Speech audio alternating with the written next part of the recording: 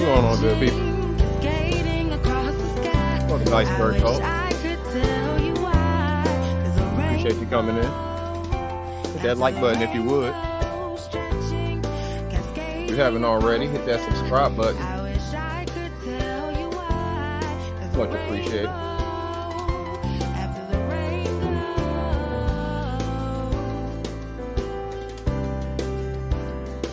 I'll give y'all a couple minutes. Come on in. And we'll get started. Let rainbows and cloudy days wash away the pain. You see colors equate to emotion. Drip drops of fantasy roam free.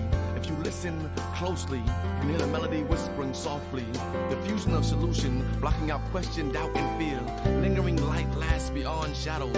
Colors fill corners where hope was lost. Tossed in the wind. Prisms project peace. Appreciate you coming in. Colors eclipse war, wound worry, and blossom beauty. Vibrant reds run rampant, replacing revenge. Blues bleed belief, and oranges open opportunity. And gold just waits in the distance of the horizon, waiting to be reached. So we dream in color, hues that haunt our nightmares, visions that invade our insecurities. We blend our souls with the sun, shining with salvation, saving us all. These are rainbows. Salute David Johnson. Appreciate you coming in. Salute my opinion. You're absolutely not late. We just getting started, brother. Appreciate you being here. And then cleaning them teeth. I appreciate it. Teeth is clean. Everybody make sure y'all hitting that like button on the way in. Much appreciated. Ambition without boundaries. Graceful queens quest captivity. Setting free contentment. Purpose pursue passion. Eluding pain. For rainbows know no pitfalls. Only arms that touch heaven and return to earth with benevolent blessings. Bearing no arms, just hopes and wishes. Just aspirations, goals and possibilities. Created by colors, bound together by fate and stretched across the sky. Simple satisfaction, seduced by rays of enlightenment, beckoning to the brightness within us all. These are rainbows. Stretching, skating across the sky. I wish I could tell you why. The rainbow, after the rain goes. Stretching, skating across the sky. I wish I could. The driven one. Appreciate you coming in. StreamYard messes up the emojis sometimes. I see what you're doing. Salute the cat that's still tomorrow. Appreciate you coming in.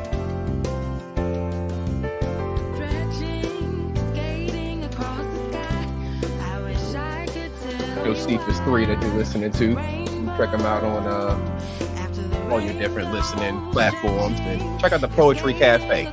Search the Poetry Cafe on just Google search, or just internet search. Look up the Poetry Cafe. Support local poets, artists of all different types. See, this is a blend of poetry, melody,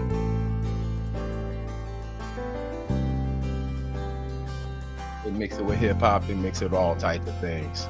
So make sure you're supporting. And on that note, make sure you're supporting your content creators by hitting that like button. That like button is so appreciated. All right, let me get the music switched over. I'm gonna try something a little different. Y'all let me know if it's a little too distracting for you, and I will switch back to something that's a little less distracting. See, we got everybody that came in. Appreciate Jade Lee. Appreciate you. Salute. Appreciate you coming in. We just getting started. Giving everybody time to come in. We did our little intro music. Let me get this off the screen so y'all can actually see what's going on. And let me turn me on. There we go. How y'all doing? How y'all doing, good people? Happy Wednesday. It's a wonderful Wednesday. I hope everybody is having a great day, having a great week. It is almost Christmas. We got 4 days left until Christmas, good people. And I hope each and every one of you are prepared to get everything that you could ever desire, everything you dreamed of. I hope everything is going good with you and your family. You all are blessed, having just a wonderful time. If you're already off work, things like that, you may be already spending some time with family. Let me turn the music down a little bit. Maybe she just hurt my ears. Let me turn my volume down. All right. Y'all let me know what's going on with the music and stuff. If y'all can hear me clearly, if the music is overpowering, anything like that. Salute to Too Big for Skinny Jeans. Appreciate you. Crystal Williams, Big Rig, Jew Martin. Appreciate everybody that's falling up in here right now. I appreciate each and every one of y'all. Y'all support is the thing that makes me go. It keeps me going, gives me the energy to be here and do this thing. And I appreciate each and every one of y'all for being here. Let me go ahead and drop the link really quickly too, because this is interactive. We want to be interactive over here. I want to make sure I give you all the opportunity to come up and say anything you may want to say, if you have anything you want to say. You know you can always say what you need to say in the chat as well. That always works. But if you want to hit the link and come up and say something, you got the ability to do that too. Boom, we got the link pinned now, so we good to go. Let's get rocking. Let me make sure I'm hitting everybody that's coming in. Yeah, I think I got everybody. Crystal Williams, Big Rig Jew. Yup, we got everybody coming in here. So I appreciate each and every one of y'all for being here. And y'all know I don't like to waste y'all's time, so we're going to get right to it, right? What do we like to do over here? First off, got to make sure we let y'all know how to get in touch with me. Make sure you hit that like button. Hit that subscribe button if you haven't already. Most of y'all already know how to leave comments. Y'all are doing it. But if you don't, you have a place for you to leave comments during the live stream. Leave your comments. You see that I'm interacting with the people. That's how you interact with us. Just say whatever you want to say. That's how you get into the conversation, make it more interactive. It makes it a better show, right? You can find me on Facebook and Instagram at IcebergThoughts. Email me, thoughtsiceberg@gmail.com. And that's that. Let's get into it, right? Let's get into it. What do? What do we start out with over here? Y'all know what we start out with. We got to get ourselves educated, right? It's all about learning something. Every day we got to learn something. So we're going to start out with what we like to always start out with over here, and that is our word of the day.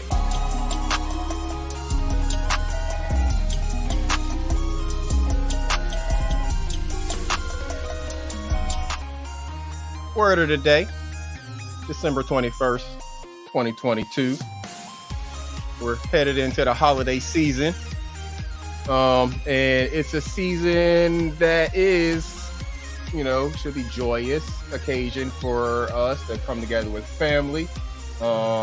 Appreciate you, Jay Lee, your first live. I appreciate you being here. I appreciate each and every one of y'all that's here. If this is your first live, I appreciate you being here. If you've been here for multiple, I appreciate you as well. The more we join and add to the party, the more interactive we get, the better it makes all of these live streams, the better it makes these conversations. And I need this to be interactive. That's the only way it's going to work, right? But word of the day for December 21st, 2022, leading into the holiday season, or we're in the holiday season. I'm sorry. We're deep into the holiday season, and we want to make sure that we are keeping ourselves in the right mental place among what? Disorder. Word of the day is disorder. And you see, I got it up there, just, how it's spelled, and then I kind of got it broken down. The way they break it down, the spelling, whenever you're kind of trying to pronounce how a word is said or something, right? So, what do? We go to our trusty dictionary. Kids, if you're watching, you don't know, we used to actually have a book that we went to. You might still see one laying around the house. Your parents know what a dictionary is. But I know y'all do everything online now. But what is our word? Disorder, right? So what is disorder? Number one, to disturb the order of something, right? Or two, to disturb the regular or normal functions of something. That's using it as a verb. And as a noun, it's a lack of order, a breach of the peace or public order, or an abnormal physical or mental condition. So we're kind of going to harp on that number 3 there, but they all kind of mean the same thing, right? It just means things are not where they kind of need to be for things to function properly, no matter what it is. Today, of course, we're talking about ourselves, people, our mental health, what we have going on in our brains. Our brains are epicenter of everything that we have going on in our body. It's the most important organ really, because you can get a heart transplant. You don't really hear of many people getting a brain transplant, do you? I mean, if you got somebody else's brain, that would mean all of their thoughts and everything would be so you would just be that person. It wouldn't be you anymore, right? But with a different heart, you can still live. Somebody else's heart, you can live, but you can't live with somebody else's brain. You can't get somebody else's brain, right? So the brain, the mental, what is it? And, how does it fall into the disorder? We're talking about disorder, and it says an abnormal or physical or mental condition. So the mental conditions are a disorder, right? Some kind of mental condition, a personality disorder. That's what they give you as an example. Personality disorder. That'll come up again later when we're going into some of the stuff that we're going to be doing a little bit of research on. But remember, an abnormal physical or mental condition is a form of disorder. Our word of the day, disorder. All right, so get that off the screen. Word of the day is disorder. And in the season of giving, and really all year, it shouldn't just be during the season of giving, what do we need to do? We need to make sure that we're giving to the places where there is a need, and you can think of it kind of twofold, where there's a need and also that need benefits you right back. So you want to make sure, say, like if you're giving to charities, you typically give to the charities that have benefited you in the past, maybe benefited a family member, or you just have a place in your heart for whatever it is that charity supports, right? So what I'm suggesting is that in our giving efforts, you can still give to the charities and stuff, but there's other places you can give as well. So why not give to the teachers? Teachers are the ones who are giving back into your children, your grandchildren, your nieces, your nephews, whatever. You have a relationship. It's your neighbor's kid. It's somebody. It's the people who are going to basically be the future and need to be smart in running stuff whenever we want to be kicked back and retired, right? So we need to be given to the teachers. So there's a site that I use to find the need of local teachers in the area. It tells you what it is they need, how much money it costs, the breakdown of everything, how many they're going to get, what it's for, what they're going to do, and they have to kind of write up a summary of everything. It's a really good way to do things because you know specifically what you're giving for.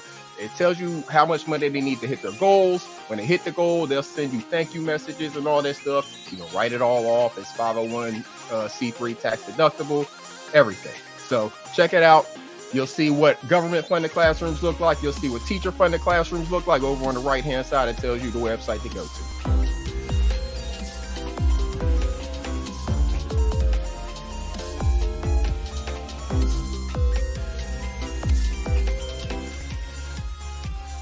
So that's our word of the day, disorder. We're going to get that off the screen. Let's go back to the chat, see what we talking about over here. I see a lot of people over here chatting. Came in here, Sister T. Oh, it's all good, Auntie. Apologize for being late. You here. That's what matters. You here. So I appreciate you being here. Where's Muso? I see somebody waving a Muso, but I don't see Muso. Oh, there you go. Salute, Muso. Appreciate you coming in. Make sure I didn't miss anybody because I missed Muso. Okay, I think I'm good. I'm going to drop the link. All right, we good. Boom. So let's keep rolling, right? So what did I say the topic is here? Comfortable conversation about mental health. Why did I want to title it like that? Because I want mental health to be a conversation that people do get comfortable talking about. Turn the music down here. All right. Let me do that.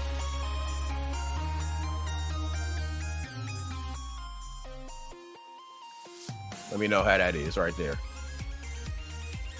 I don't really have to have it. I just, like to have something in the background, but I'm not doing it for any kind of fair use thing or anything like that right now. But let me know if that's good there. All right, so let me get the word of the day off the screen. Let me get that on the screen. Okay, so we're talking about the mental, right? The brain.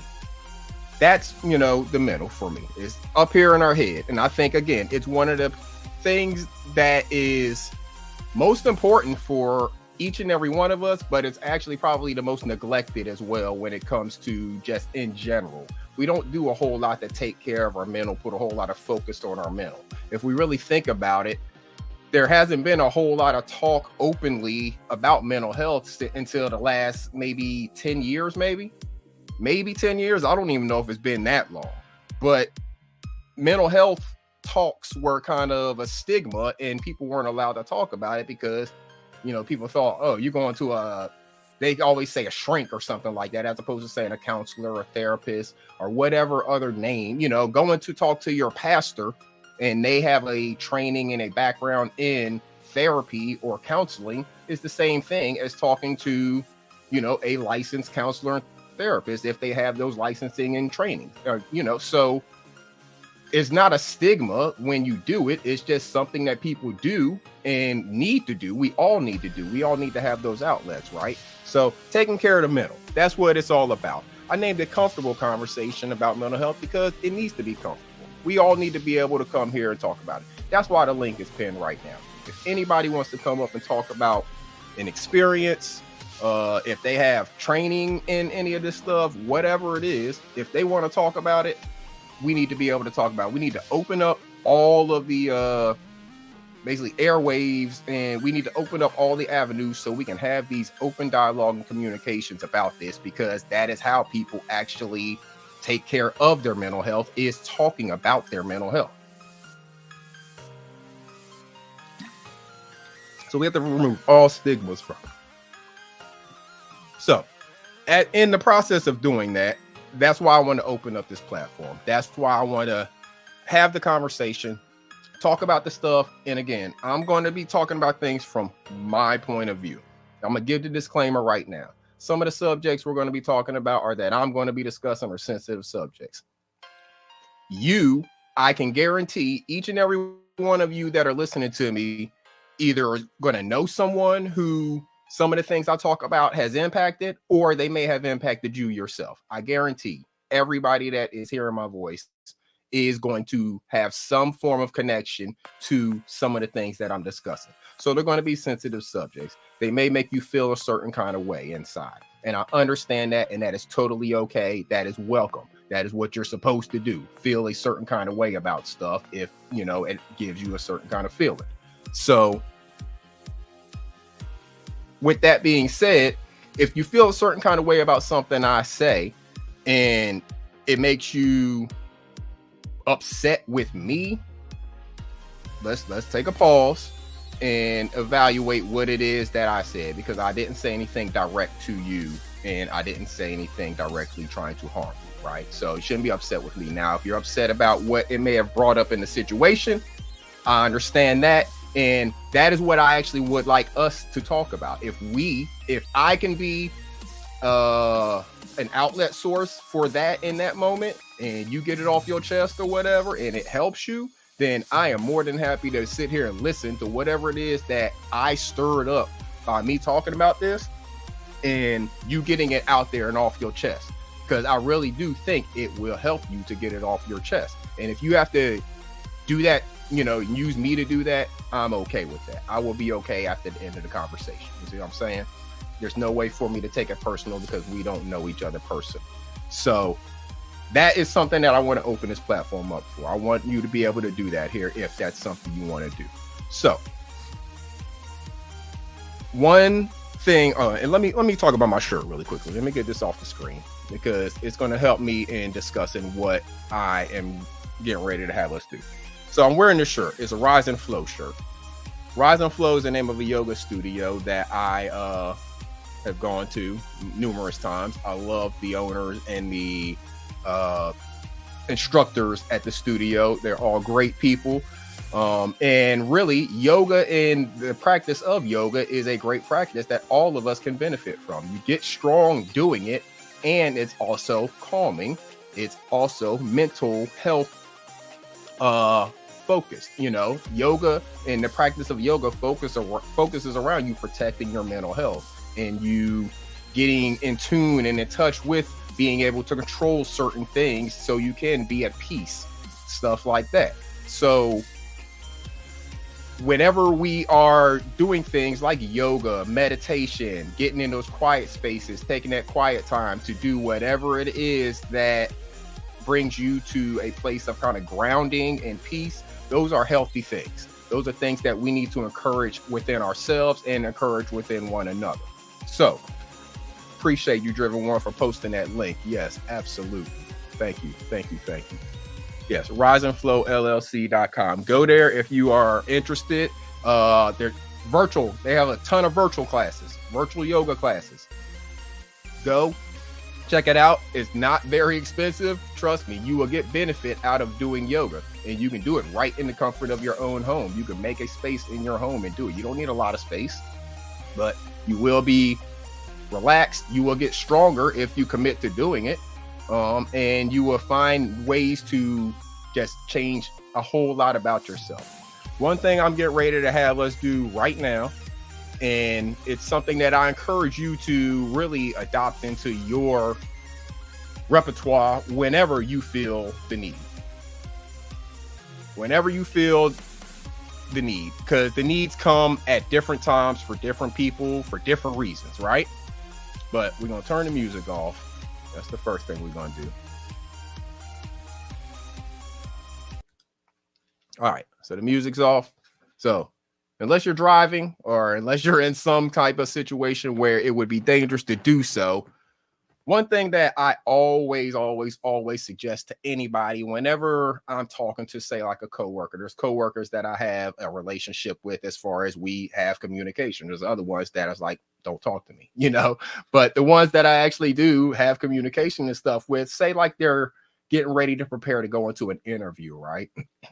The last piece of advice that I always say to them is before you go, like, get still, close your eyes, and take 3 deep breaths. That's like one of the last things I always say. Take 3 deep breaths. So, you know, to do so, you get still. And breathing in, you breathe in, and whatever the count is, it kind of differs for people, but it may be breathing in for, say, like a 3 count, right? Holding it for, say, like a 2 or 3 count, and then exhaling for a 2 or 3 count. So you're controlling your breathing. You're not just going, you know what I'm saying? You're going to breathe in slowly. You're going to hold it, and then you're going to breathe out. And doing those 3 deep breaths like that, it cleanses your mind. It cleanses your spirit. It cleanses so much of you that it just kind of does almost a reset. It almost forces you to do a full body reset with your brain, everything. It will calm you down, and then you can open your eyes from that and then move forward in thinking in a positive direction, right? Of whatever it is you need to say focus on, or whatever the case may be. So if you'll oblige me, if we can just really quickly pause, if you have the ability. I know M Soul says she cleaning teeth, so she might not want to close her eyes. If Big Rig is driving that truck, don't close your eyes, please. But everybody else, you can do the breaths without closing your eyes. You can do that. You breathe for 5, hold for 2, and out for 7. Yeah.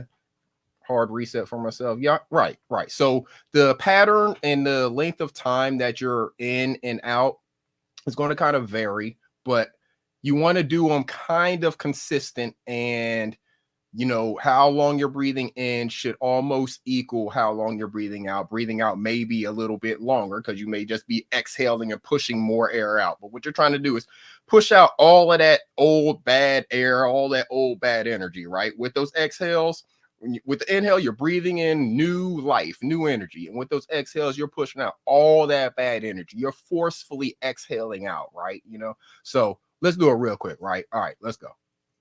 In.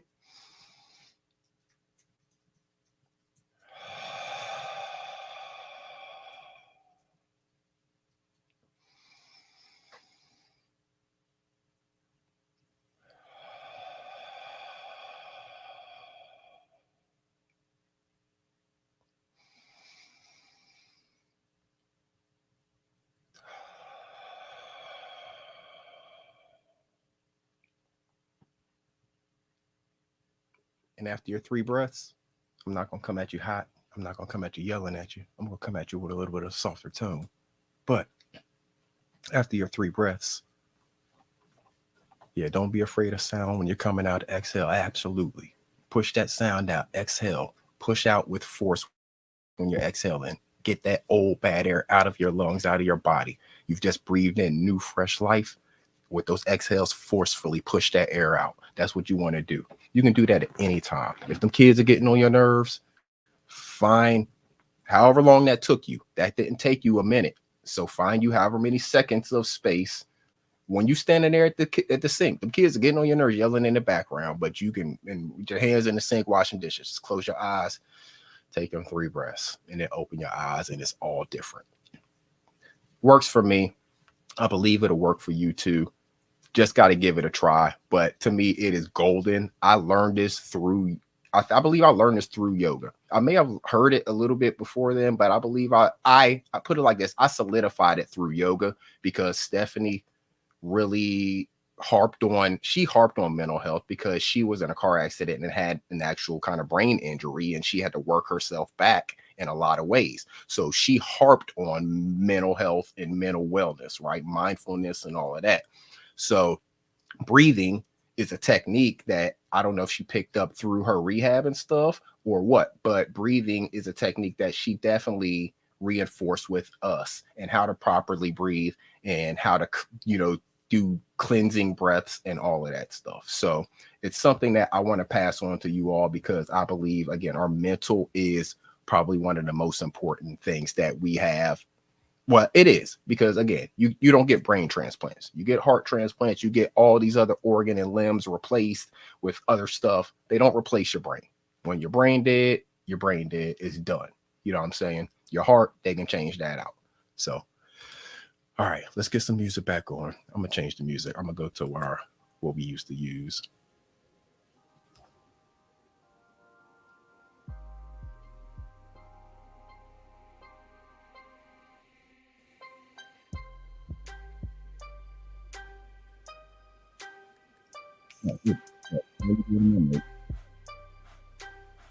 I watched me the other day, and I was telling y'all how I be looking down. I take notes. I got a notebook right here. I take hand notes.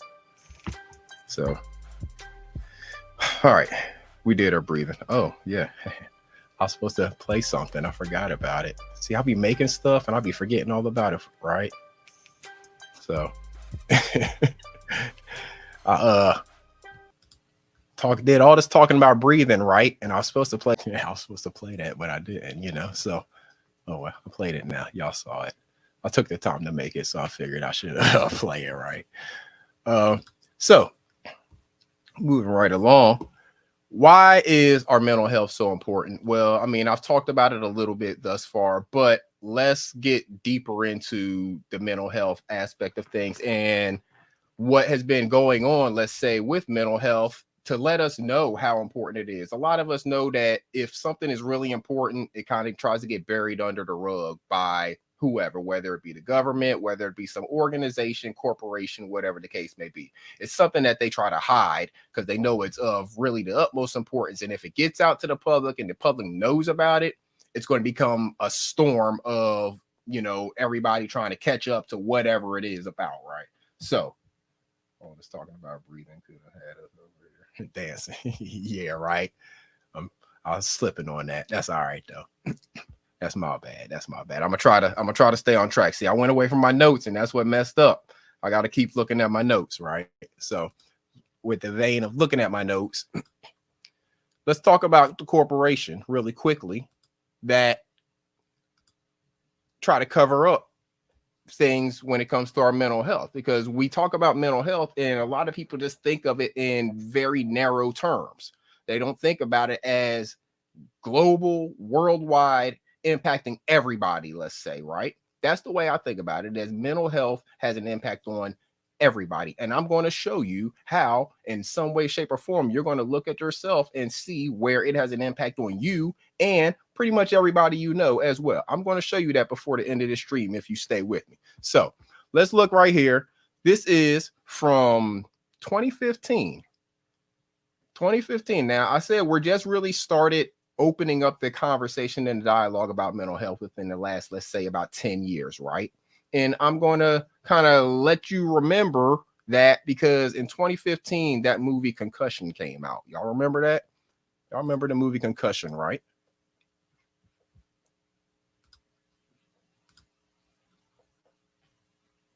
Wow. Sir, I am not done. History laughs. If you continue to deny my work, the world will deny my work. But men your men continue to die. Their families left in ruins. Tell the truth. Tell the truth.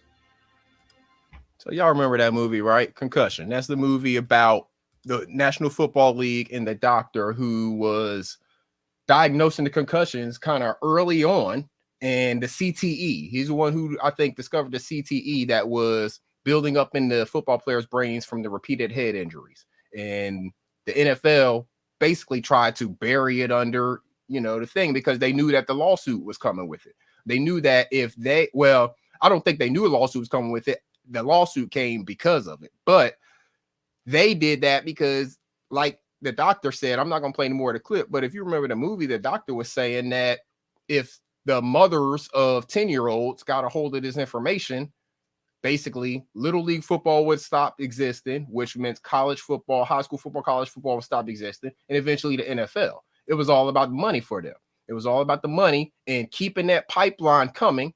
They couldn't let these mothers of these young kids who had been having their kids play pee-wee football and all that stuff, not thinking about it, thinking that they put enough pads on them, they're going to be all right. Not realizing that every time one of those car accidents happened of them hitting helmet to helmet or whatever and getting their bell rung, it was actually ringing their bell inside their head. Your brain is not like bolt fastened inside your head like a car chassis. It's not a car frame and all of that. No, it's loose in there. It's moving around. It's in fluid and stuff like that. So when we jolt it, when we hit our heads, it is actually doing damage to our brain. And a lot of that damage is not going to ever recover. So these things build up in people over time from that repeated damage of doing things like playing football, playing soccer, a lot of the things where people continuously get hit in the head as a part of the sport. Salute Cheryl Palmer. Appreciate you coming in.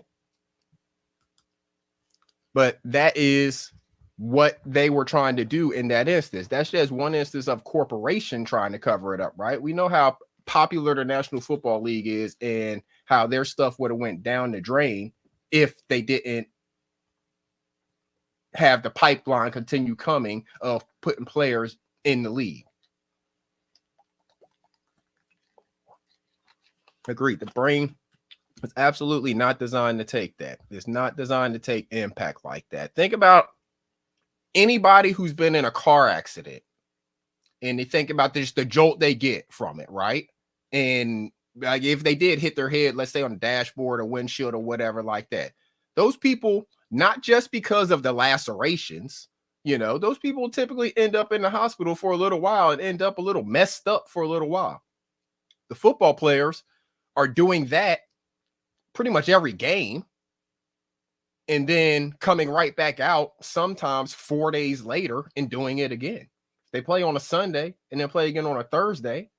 They're, within 4 days, they're doing that multiple times per game over and over again. We have to expect that's going to cause some long-term damage on a person, right? So that's just the football players, right? So we're like, yeah, okay, everybody knows that the football players have, stuff like that. Okay, that is just one form of something that leads to mental health. It's just one thing. What do you say? Hold up.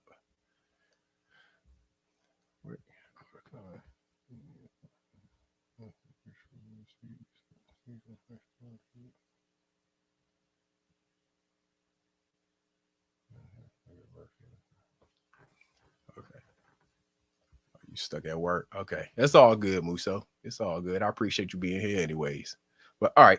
So let me get back to my notes because I'm going to get off track if I don't, right? So that concussions, that's just one form of something that will cause, let's say, mental disorder. But if you don't believe me, let's talk about what mental disorders are. Looked it up, and this information that I'm going to be showing you is from the Mayo Clinic. You can look it up online as well. And as you see here, these are what the Mayo Clinic lists as mental disorders, right? And mental illness and mental disorders, those words are interchangeable, basically. So these are what they have up there. And just in general, mental disorder is a wide range of conditions that affect mood, thinking, and behavior.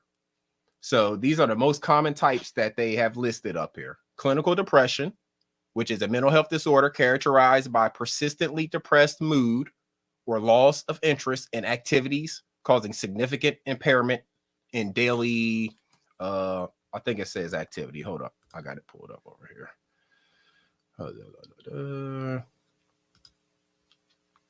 In daily life. Yeah. So that's what clinical depression is, right? And as I'm saying these, as I'm reading through these, this is where I was saying that more than likely either yourself or just about everyone you know probably is going to fall into one of these things. And as we're going to go a little bit farther, you're going to see why I say that. Salute, Nafay. Appreciate you coming in. Let me get your comment real quick.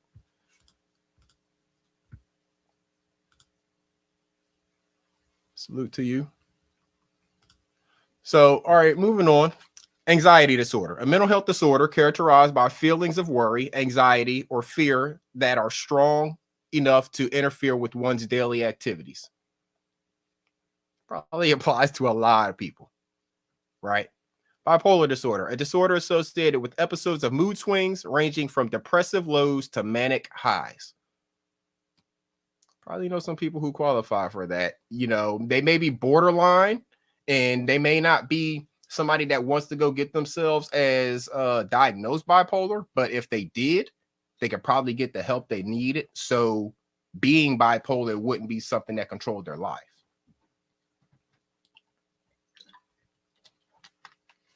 You got dementia, a group of thinking and social symptoms that interferes with daily functioning.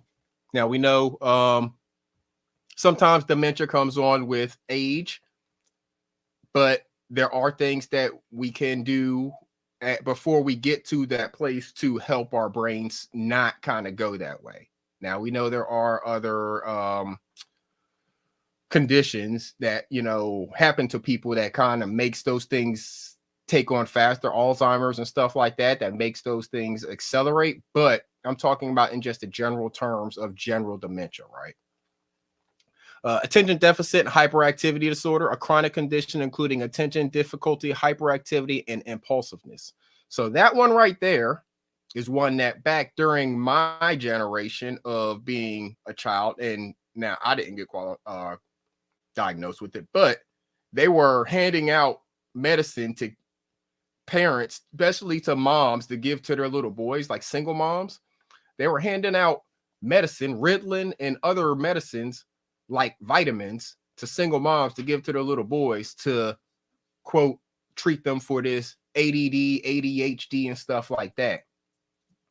And then come to find out later that really that was like some experimental shit that they were testing on these boys, basically. You know, that's kind of how that worked out, because really what these boys needed was to go outside and play, maybe have a different curriculum, maybe have more trades in schools where they could do more hands-on activities and work out some of their energy in that way, rather than sitting in classrooms reading Little Women and shit like that. But that is what they did with attention deficit and hyperactivity disorder. Now, I'm not saying that there aren't some people who do not really have that. I'm saying, you know, I'm saying that, yes, that is something that can exist and people can really have that. But the way that they were diagnosing it back in the 90s and early 2000s, nah, that was some bullshit. So schizophrenia, a disorder that affects a person's ability to think, feel, and behave clearly. We all, I think, kind of have an idea what schizophrenia is. And there's different things that can cause that. Some of it is, you know, say drug induced or whatever. Some of it is, I don't know, you know, it's the mental, maybe not protecting the mental in some ways, or maybe an adult not protecting a child's mental, and then that child not knowing how to protect their own mental. So it just kind of spiraled out of control, maybe.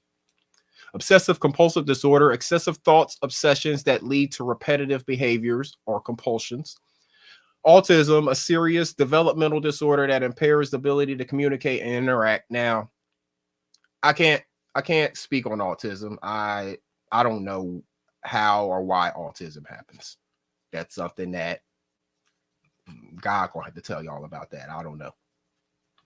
Post-traumatic stress disorder, a disorder in which a person has difficulty recovering after experiencing or witnessing a terrifying event. That should be everybody in America, at least. Probably everybody in the damn world at this point. If you've watched anything on TV or walked outside the doors in America with gun violence or anything like that, seen dead bodies and brain splattered and all types of shit like that, you probably got a little bit of PTSD in you somewhere.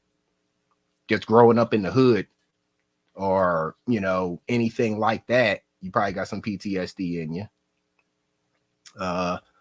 Going in the military, you damn sure got some PTSD in you. From basic training on, you got yourself. There's so many things that we experience through life that's going to give PTSD that needs to be addressed by a professional. I'm not saying by medicine. I'm saying it needs to be addressed by a professional. It needs to be addressed through us having conversations like these, but with professionals who can actually give the proper tools to give so a person can cope with it, or, you know how to deal with it, know how to process their thoughts, know how to process what is going on within themselves whenever, say, an episode or a spell comes upon them. There are professional tools and stuff out there, not all medicine induced, that are available, but people seemingly are too afraid to have the conversations far too often. And that is what we have to break. We have to break the fear of having a conversation about this. This is a topic that impacts everybody, and everybody needs to be open and willing to have the conversation about it when it's impacting them. But y'all talk about it in the chat. He had family on those medicines, completely changed their personalities. They were using children, especially underserved communities, as test subject. Classic US. Absolutely. I agree with that. Your cousin's son's doctor told her to keep him active. Don't put drugs into his body. For real. That right there. That's the thing. Why? Okay, so here are some things. They say America is like one of the richest countries in the world, right? Yet we spend the most money on healthcare, yet we have some of the unhealthiest people. Why? Because too much of the money that we're spending on healthcare is for these drugs. Synthetically made drugs that are in laboratories that are not doing actually what they say they're doing, but they're doing the 17 side effects that they breeze through really quickly in the commercials.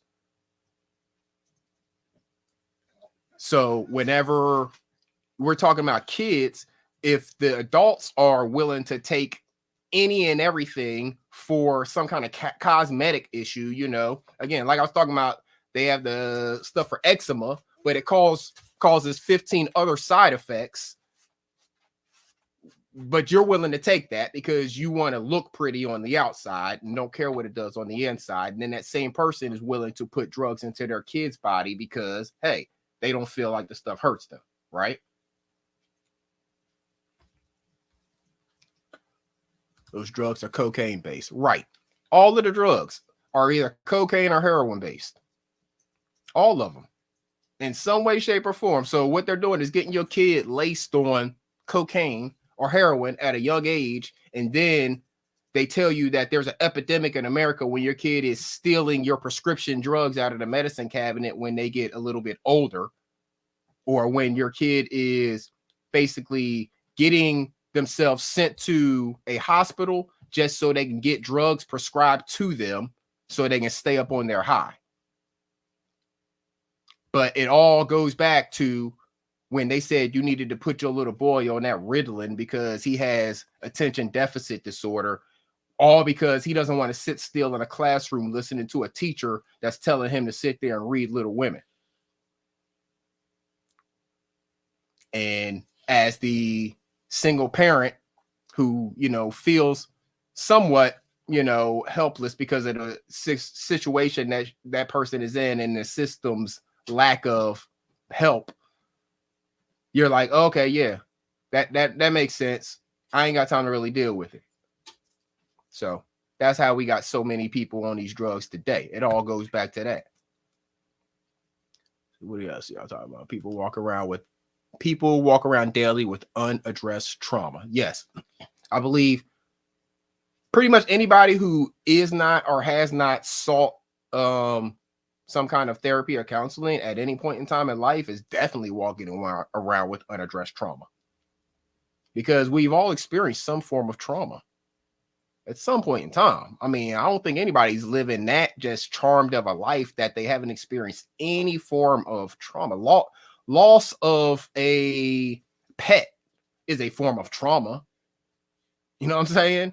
But think about all of the different things that people experience. Loss of a child, loss of a parent, loss of a spouse. Just in loss alone, those things are trauma that, if not addressed, have a mental impact, right? But there's so many other things in life that we experience that have a mental impact. All right, let's say, boom, your son has eczema. Or exactly, I think you're saying your son has eczema. Dermatologist told us you see the field 26 years ago. Skin is flawless, right? All right, so let's say your son has eczema and it's a really bad case of eczema to the point that they don't want to wear short sleeves or short shorts, right? That in itself is a form of mental trauma, because they're going to see all the other kids wearing short sleeves and shorts. And because they don't want to wear short sleeves and shorts because they're embarrassed about what might be said to them or what might happen to them because they have eczema, that in itself is a form of mental trauma that, if never addressed, will continue with that person. And they'll think it's just okay to walk around never wearing short sleeves and shorts because of the opinions of other people. I almost wore, before I put on this Rise and Flow shirt, I had pulled out a different shirt and I started to wear it, and it's your shirt y'all seen me wear before, and it says, "Be you, they'll adjust," because that's a motto that I believe that we all should live by. Be your fucking self. Everybody around you will adjust. As long as you're not hurting other people, as long as you're not taking from other people, as long as what you're doing is not something that is intentionally harming anybody else, be you, they will fucking adjust. Now, the shirt don't say fucking, it just says be you, they'll adjust. But I'm adding that in right now. Be you, everybody else around you will adjust as long as you are not doing something to hurt other people. Salute, Simba. Appreciate you coming in. Salute, Miss J. I see you. But that's how I feel about that. So everybody, again, like I said earlier, under the sound of my voice, has experienced some form of mental health. Maybe it falls into one of these categories, maybe it doesn't. But you see what I'm saying? You see what I'm getting at? You can put yourself in one of these positions, or you can see people around you, a lot of them, who have experienced this type of stuff. We're going to go farther, because I'm guaranteeing you, by the time I'm done with this, you will have looked at yourself through your life and seen yourself in the shoes of one of these places. So those are the mental disorders, the common ones, the most common types that the Mayo Clinic says that are out there, right? Let me make sure I'm respecting y'all in the chat. So many parents that don't have knowledge on eczema. And the stuff is, there's no excuse to not have knowledge today. Everybody has a cell phone. Hell, Obama made sure that everybody got a cell phone. If you didn't have one before, but Obama made sure you did. And then I think in the last little bit, now they're trying to make sure that everybody has internet in public libraries and stuff like that. Everybody got access to the information. So saying, if any person, I agree with you that they don't have the knowledge, but there's no excuse for them not to have the knowledge. Knowledge is just a tap away. They can figure out where to get the next pair of Jordans. They can figure out where to find the best hair. You know, they can figure out all this other stuff. They can figure out how to take care of their baby's skin if they really care about it. Be you. You were created for a reason. You will never be anyone else as good as you can be you. 100 billion zillion. You can only be you. Nobody else can ever be you. And you can't ever be anybody else. So just be you to the damn fullest. Ride that motherfucker till the wheels fall off. That is why I love Sister T. So everybody out there, I seen it again in the comments today. Everybody out there that want me to tell Sister T what to do, that wants me to tell Sister T that she needs to do a certain thing or needs to act a certain way or whatever, stuff like that, y'all have mental health problems. Y'all are mental in the head. Because the reason that I love Sister T so much is because she is exactly who she is and don't give a fuck about what any one of y'all has to say. She don't give a fuck. And guess what? Neither do I. I don't care what y'all have to say. And I don't care what y'all have to say about her. Why? Because she don't give a fuck what y'all got to say about her. That simple. That is why I rock with Sister T. And you know what? I think Sister T sees the same thing in me. I'm not as boisterous as Sister T with mine, but I think she knows that it's kind of one of those kindred spirit things. We just rock with a bunch of people who don't give a fuck. M Soul, she don't give a fuck about none of y'all. Custom Cousins, she give less than two fucks about y'all. And y'all know seriously don't care. She ain't even been around. And there's a whole bunch of other people. Simba don't give a fuck. Muso don't give a fuck. Cheryl Palmer don't give a fuck. Let me see. Who else don't give a fuck? Driven One don't give a fuck. Don't none of these people give a fuck about what any of y'all have to say. It's real talk. Why? Because we are taking care of our own mental health. We know we can only be us. And if we allow you to change us, then that's not us being us. That's us being who you want us to be. Fuck living like that. I ain't lived in my parents' house since I was 18. I'm 43. I'm about to be 44 in a few months. You know what I'm saying? So Jade Lee don't give a fuck. You see what I'm saying? Jade Lee says she don't either. Don't give a fuck. I know my opinion don't give a fuck. You know what I'm saying? And neither should you. You shouldn't give a fuck either. I'm asking you to get on board. I'm not saying this to say that we're better than you. I'm saying this to say get on board and you shouldn't give a fuck either. As long as you ain't hurting nobody else, do you boo. You know what I'm saying? Simple as that. That is how we roll, and that is why we rock with each other like that. But let's get into it. Let's get into it, right? So mental illness. What is mental illness? Again, this stuff is coming straight from the Mayo Clinic, so you can research this yourself. You can look all of this stuff up. I suggest you look it up yourself. I suggest you do your own research, especially if any of the stuff that I'm saying is hitting home for you. I'm going to give you places that you can go to find this information. You can look it up yourself right now. You can look it up yourself later. I'm going to give you places to call, websites, all that shit. I got you right here. We're going to take care of our mental together. And you can keep on coming back here to talk about it too, because I want this conversation to continue to go on. This is supposed to be a starting of something that never ends. This conversation should never end, ever, ever, ever. Amelia Dixon, salute. I appreciate you coming in. Amelia Dixon don't give a fuck about y'all either. She don't. I'm saying it for her. I don't even know if she feel that way, but I know she don't give a fuck. But yes, do your own research. Always do your own research. Again, I'm telling you where I'm getting this stuff, but you can find your own sources. They may corroborate what I'm saying. They may contradict it. And if they do, please bring that information to me. I want to see that contradictory information. For real. For real. They say, I've been through too much in my life to give a fuck about someone has to say, especially when they themselves don't have substance. Absolutely, brother. 100. Absolutely. And that's the thing about it. Pretty much everybody has been through too much in their life to give a fuck about what anybody else has to say. That's what I'm trying to get at.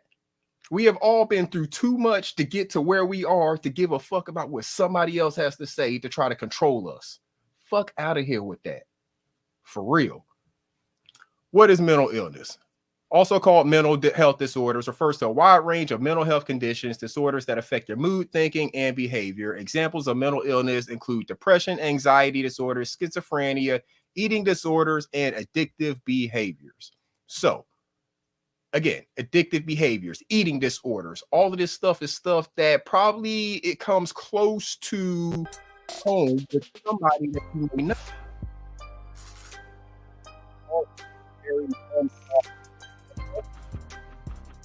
All the time. Anxiety? What? Anxiety? most of us probably experience that damn near daily in some way, shape, or form. Now, the question is it controlled or uncontrolled? It doesn't mean that it's not there, and it doesn't mean that it's not a form of mental health, whether you call it a disorder, or illness, or just impairment. Let's just call them impairments, mental health impairments. Because when that anxiety is getting on you, and you have to take you may have to take a pause, take those breaths, get back under control, right? So it exists in all of us. It's regular. It's everyday life. And it should be everyday conversations, because other people may have heightened levels of these different things. It may impair them a whole lot more. So when it does, we got to be able to be supporting a support system for that person. You know, a safe space, whether they're coming and talking to us or whether they can come and say, hey, look, say like I work for MSOL, right? Hey, MSOL, I need a mental health day for real. I need to take this day off. I need to talk to my counselor. I don't need to be coming in dealing with the customers and stuff like that. I need this mental health day. Look, I know I needed to get blah blah blah done, blah blah blah, but I need this mental health day. That's kind of hard for an employer to turn down if you tell them you need a mental health day, because while mental health, all right, so mental health had a stigma, right? And it still kind of does have that stigma, because when you tell your employer you need a mental health day, they think that you about to snap on them. That may not be the case. It ain't always that I'm about to snap on you. It may just mean that I have a lot of buildup on me between home, school, work, family life, kids, bills, all the shit that life is building up on you. And sometimes all that stuff comes to a head when you're doing all those things at once. Maybe you're a single parent on top of doing all that shit. You might need a mental health day. And taking that mental health day, instead of going into work and snapping on people, because needed to avoid sick days. Exactly. Because you're not sick. You know, a mental health day is you're not sick. You're not coughing. You're not in bed. You know, you're not that. You just need to be able to not think about this aspect of life, work, let's say, so you can take care of some of these other things, maybe decompress a little bit, and then pick right back up 100%, or not 100%, but whatever percent the next day. You know what I'm saying? So that has to be understood. And again, you are responsible for taking care of your mental. So you have to make that decision. You have to tell them, in a sense, what it is that you need to do. Like, you have to have that mental health day. You know, it's not optional. It's not something that I'm letting you know that I have to have this day, and it's kind of what it's going to be. You know, now, depending on where you're working and, you know, who you work for, there may be protections to prevent them from being able to take, say, what could be kind of unjustifiable actions against you for taking that mental health day. And it's to their benefit to give you a mental health day. We all have mental health. We need to protect our mental health. It needs to be number one priority, because they don't do brain transplants around here. Remember that. They don't do brain transplants around here. You can get a new heart, can't get a new brain. Many people have mental health concerns from time to time, but a mental health concern becomes a mental illness when ongoing signs and symptoms cause frequent stress and affect your ability to function. So, frequent stress, ongoing signs, and affecting ability to function. Now, it's not saying you can't move. It's saying function. So that could be mental function, you know, your cognitive function, your ability to process your thoughts, the ability to do your work, because of all the stuff that's happening on your mental. I'm telling you, it happens to a lot of us more than you know. It's just not diagnosed. Mental illness can make you miserable and can cause problems in your daily life, such as at school, work, or in relationships. In most cases, symptoms can be managed with a combination of medications and talk therapy, psychotherapy. Now, why they put medications first, I don't know. I would say start with the talk therapy. Start there. Before you go to them prescribing you with some synthetic medication that's supposed to fix your brain, how about you start with talking to someone and try to fix your own brain? Because when you're talking to a therapist, only thing they're doing is really trying to help you learn how to unravel the knot that's in your own brain.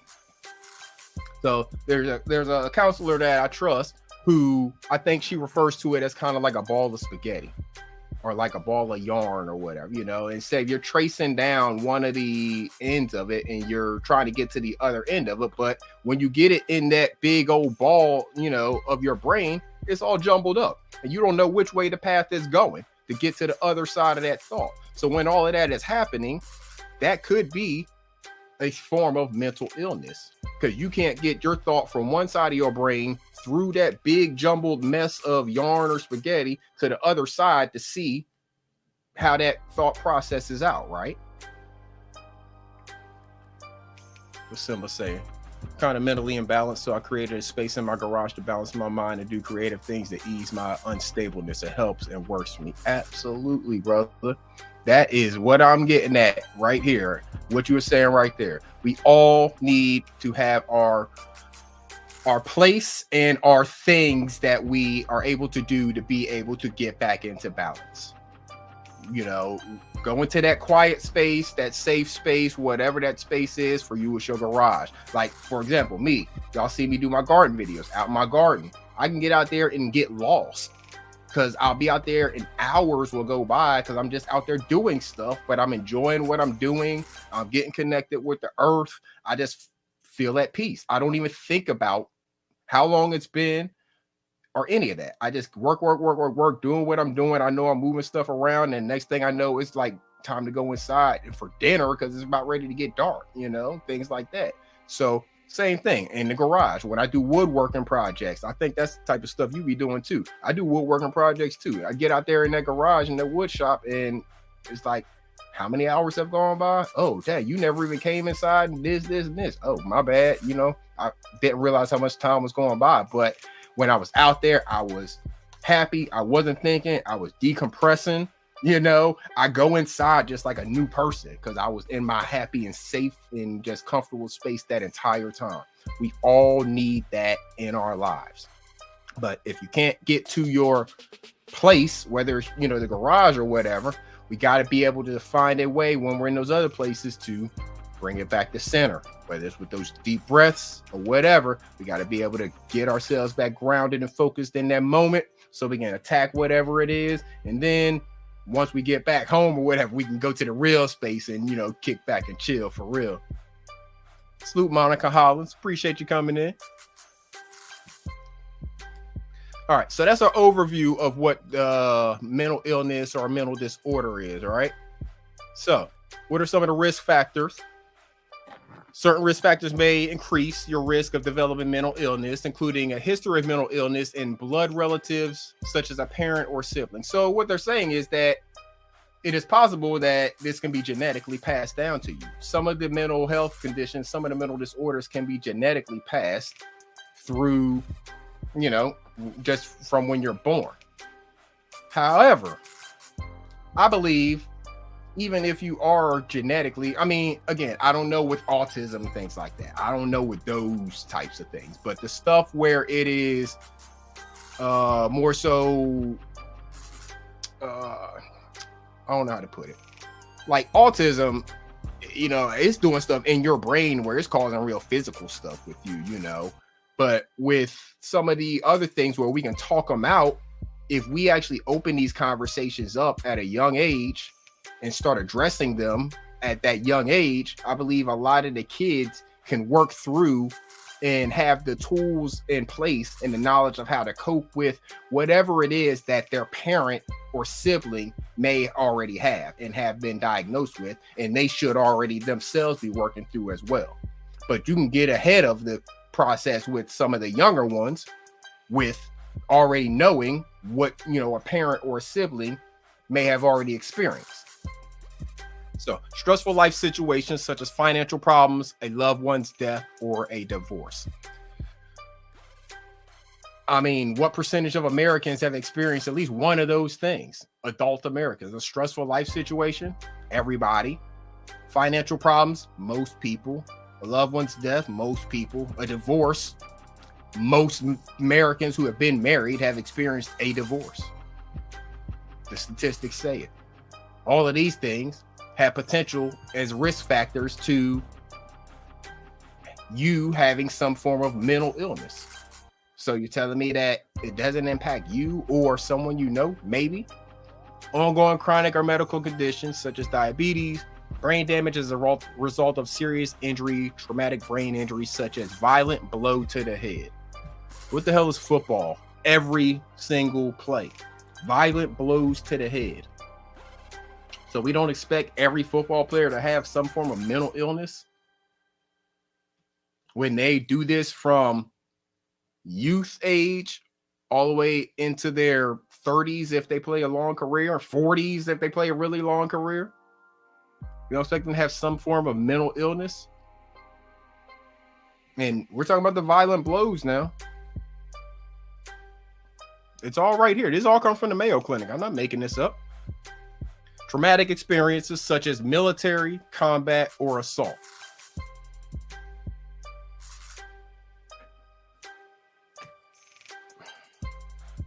I mean, how many people are we going to qualify? Use of alcohol, recreational drugs. All right. I'm not. So, yeah. All right. It's talking about, you having the schizophrenic experiences and stuff like that. Absolutely. Hallucinations, all of that. Yep. There you go. Childhood history of abuse or neglect. How many children out here are abused or neglected and have untreated mental health issues that they're walking around with and nobody's seeming to care about or do anything about or get them the proper counseling, treatment, whatever.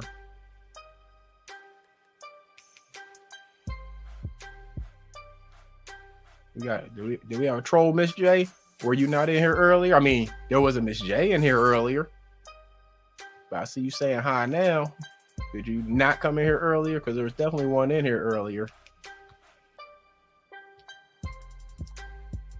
All right. But yeah. So all these children who are abused and neglected, are they getting the mental health treatment and counseling that they need? And this needs to be continuous throughout the rest of their life. It doesn't stop. They don't outgrow the abuse or treatment that they are, the abuse or neglect that they received as a child. That stuff ingrains things in them that carries on. Salute, Jay Ingram. Appreciate you coming in.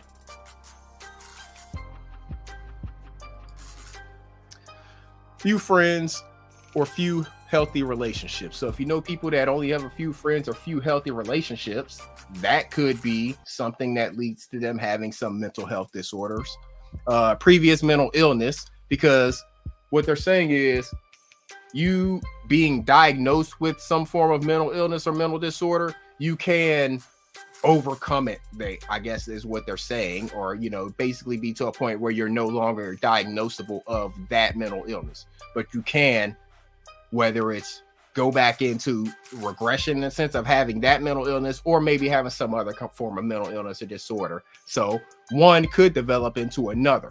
You may start out as being let's pull them back up. You may start out as having some form of anxiety disorder, and it may develop into being some kind of obsessive compulsive disorder, let's say. You know what I'm saying? So that's what they're saying with that. So your risk factors, if you already had some form of mental illness, you're at a higher risk of developing or having some other form of mental illness. But again, I believe we've all experienced some form of mental illness, disorder, impairment. Again, I'm going to try to make it as comfortable as possible. So let's call it mental impairment. So you don't feel like it's an illness or disorder or disease or whatever, but it's truly what it is. What are some of the symptoms? Again, these apply to just about everybody in some way, shape, or form at random times. So they vary depending on the disorder, circumstances, and other factors. And they can affect your emotions, thoughts, and behaviors. So examples of the symptoms are feeling sad or down. So if you're feeling sad or down for, let's say again, let's say you had a breakup with somebody, you're feeling sad or down. That could have some impairment on your mental, because let's think about people who do crimes of passion, right? So when someone does crimes of passion, they are feeling sad or down or whatever about, say, a breakup. And then they go and commit a crime based on their feeling of that. Is that not a mental health issue? Absolutely. But you can be feeling sad or down for a whole bunch of other reasons, and it could cause you to take some kind of action, do things that you wouldn't normally do things that are probably not in the best interest of your future, let's say. Appreciate it, Auntie. Much needed. Also, a lot of much needed. Let me get to the comments. Appreciate that. But some of the other signs and symptoms: confused thinking or reduced ability to concentrate, excessive fears or worries and extreme feelings of guilt, extreme mood changes, highs and lows, withdrawal from friends and activities, significant tiredness, low energy, or problems sleeping.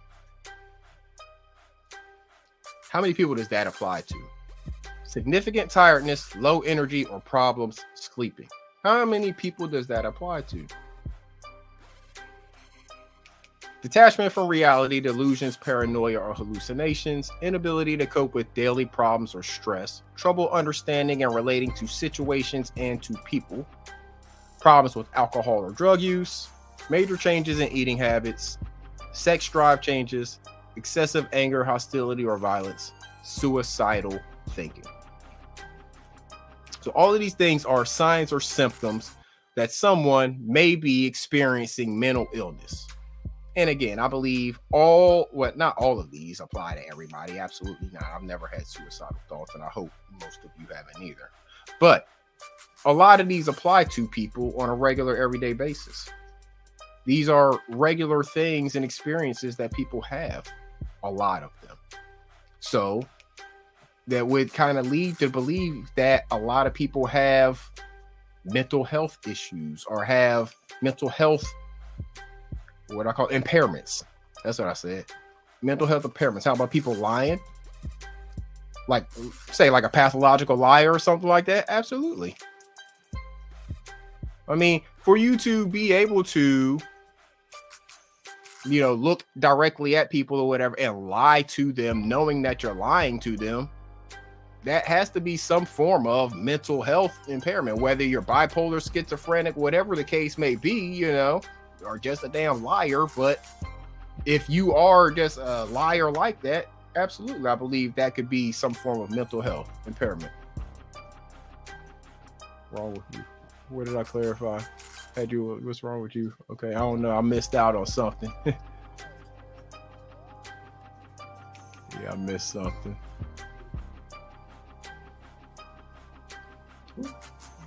But yeah, so that's the symptoms. And again, I think most people have experienced some of these symptoms. Have you covered death in the family? I mean, that is when we said the risk factors, I think that was a part of it. Yeah. Death in the family you're asking about, Jay Ingram, that was one of the risk factors that we went over. Stressful life situations such as financial problems, a loved one's death, or a divorce.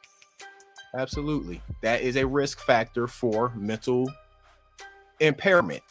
Again, I'm trying to make this a comfortable conversation, so I don't want anybody to feel stigmatized by the word illness or disorder. So let's say mental impairment. Absolutely.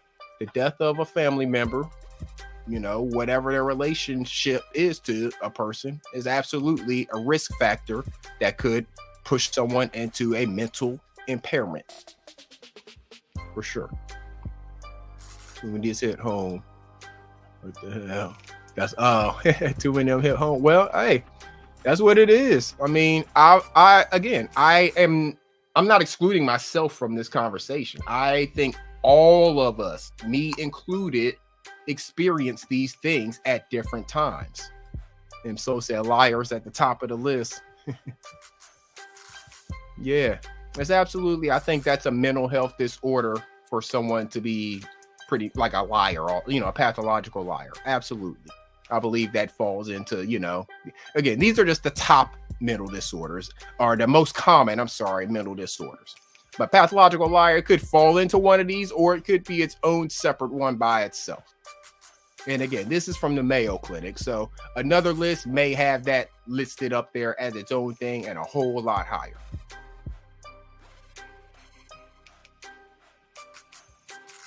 Yep. Hold on. Let me get that. I like that comment. I think. Yup. Majestic Pharaoh. Appreciate you coming in. Hurt people, outright or subliminal. Absolutely. I agree.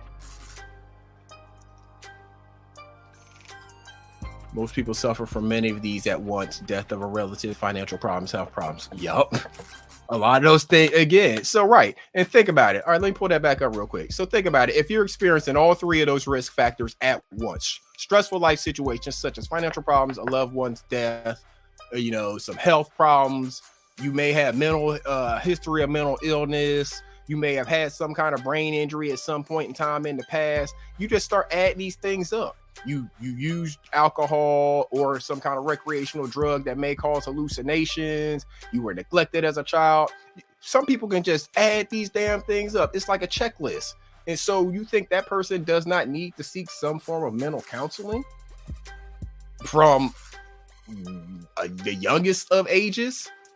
You know what I'm saying? Because hell, most of this stuff, if they've experienced that, means they have a previous mental illness. Just because they've experienced some of this other stuff, that means you have a previous mental illness. I believe that previous mental illness could be checked off for everybody. Everybody has some form of previous mental impairment. Again, that's my feelings and beliefs on it because of what this list of the risk factors are. I believe everybody's experienced multiple of those. No matter the age, because they got children's stuff on here. You know what I'm saying? So, what are the complications? They say mental illness is a leading cause of disability. So, if it's a leading cause of disability, why isn't it a leading conversation of something we need to fix? Why isn't it a leading conversation of what politicians and doctors and everybody else is pulling together all of their money to make sure that we're addressing among adults, youth, and everybody else? They were able to pull together whenever this last pandemic, as they call it, as they like to, they actually gave it the official term of a pandemic. But mental health is a pandemic and has been since way before that other stuff started flying around. So when are we ever going to do anything about it? Mental health is an epidemic, a pandemic. It's an every damn thing demic. It's an every damn demic. That's what we're going to call it, an every damn demic. Because that's what it is. So when are all of the money gonna come out? When are all the celebrities gonna get on TV? When are all the politicians gonna come together and forget their party lines? When is the world gonna all come together and sing the song of we gotta fix mental health and we gotta make mental health a topic that everybody is talking about and comfortable with discussing and learning the tools to fix within themselves? When is that going to be the conversation? When is that going to be the discussion? You are absolutely right. And I was going to talk about this, but I actually kind of scratched it because as I see, I'm already 1 hour and 20 in and I'm just really starting to get into it. But I was going to talk about that specific thing kind of because you say excessive amounts of self-esteem can become a mental issue. Right. So I was going to talk about our old boy Elon that we like to talk about, and I think Elon is a narcissist. And I think narcissism is a mental health issue because you see the kind of decisions and what narcissism causes people to do. You know, the people who are around them are just yes men. They're not people who really want to be around them. They're only around them for the benefit that they get of being around the person because they're rich, stuff like that. So yeah, I believe that excessive self-esteem leads to narcissism, and I believe all of that is definitely a mental health issue. Absolutely. Because it causes people not to even see it, you know? They get blinded to the stuff. So when you become blinded to your own self, boom, it can be your own downfall. When you become blinded by your own pride, by your own self-esteem, by just everything is about you. When you become blinded by that, it becomes your own downfall. And we're seeing that with Elon, I believe that's what's happening with Elon.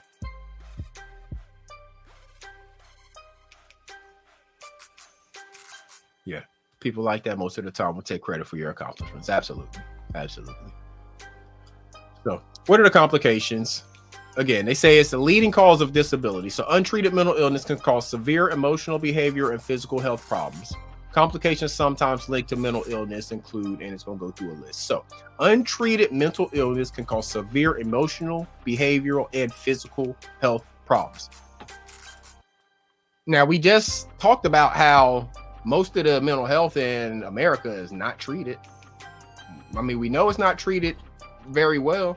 We have so many people walking around with their own mental health impairments, disorders, illnesses, untreated. Especially in America, because it's still so stigmatized.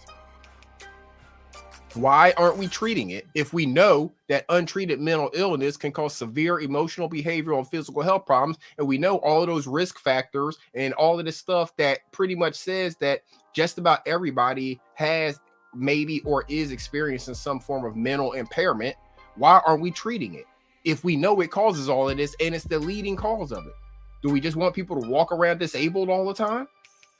That doesn't make any sense. Not to me.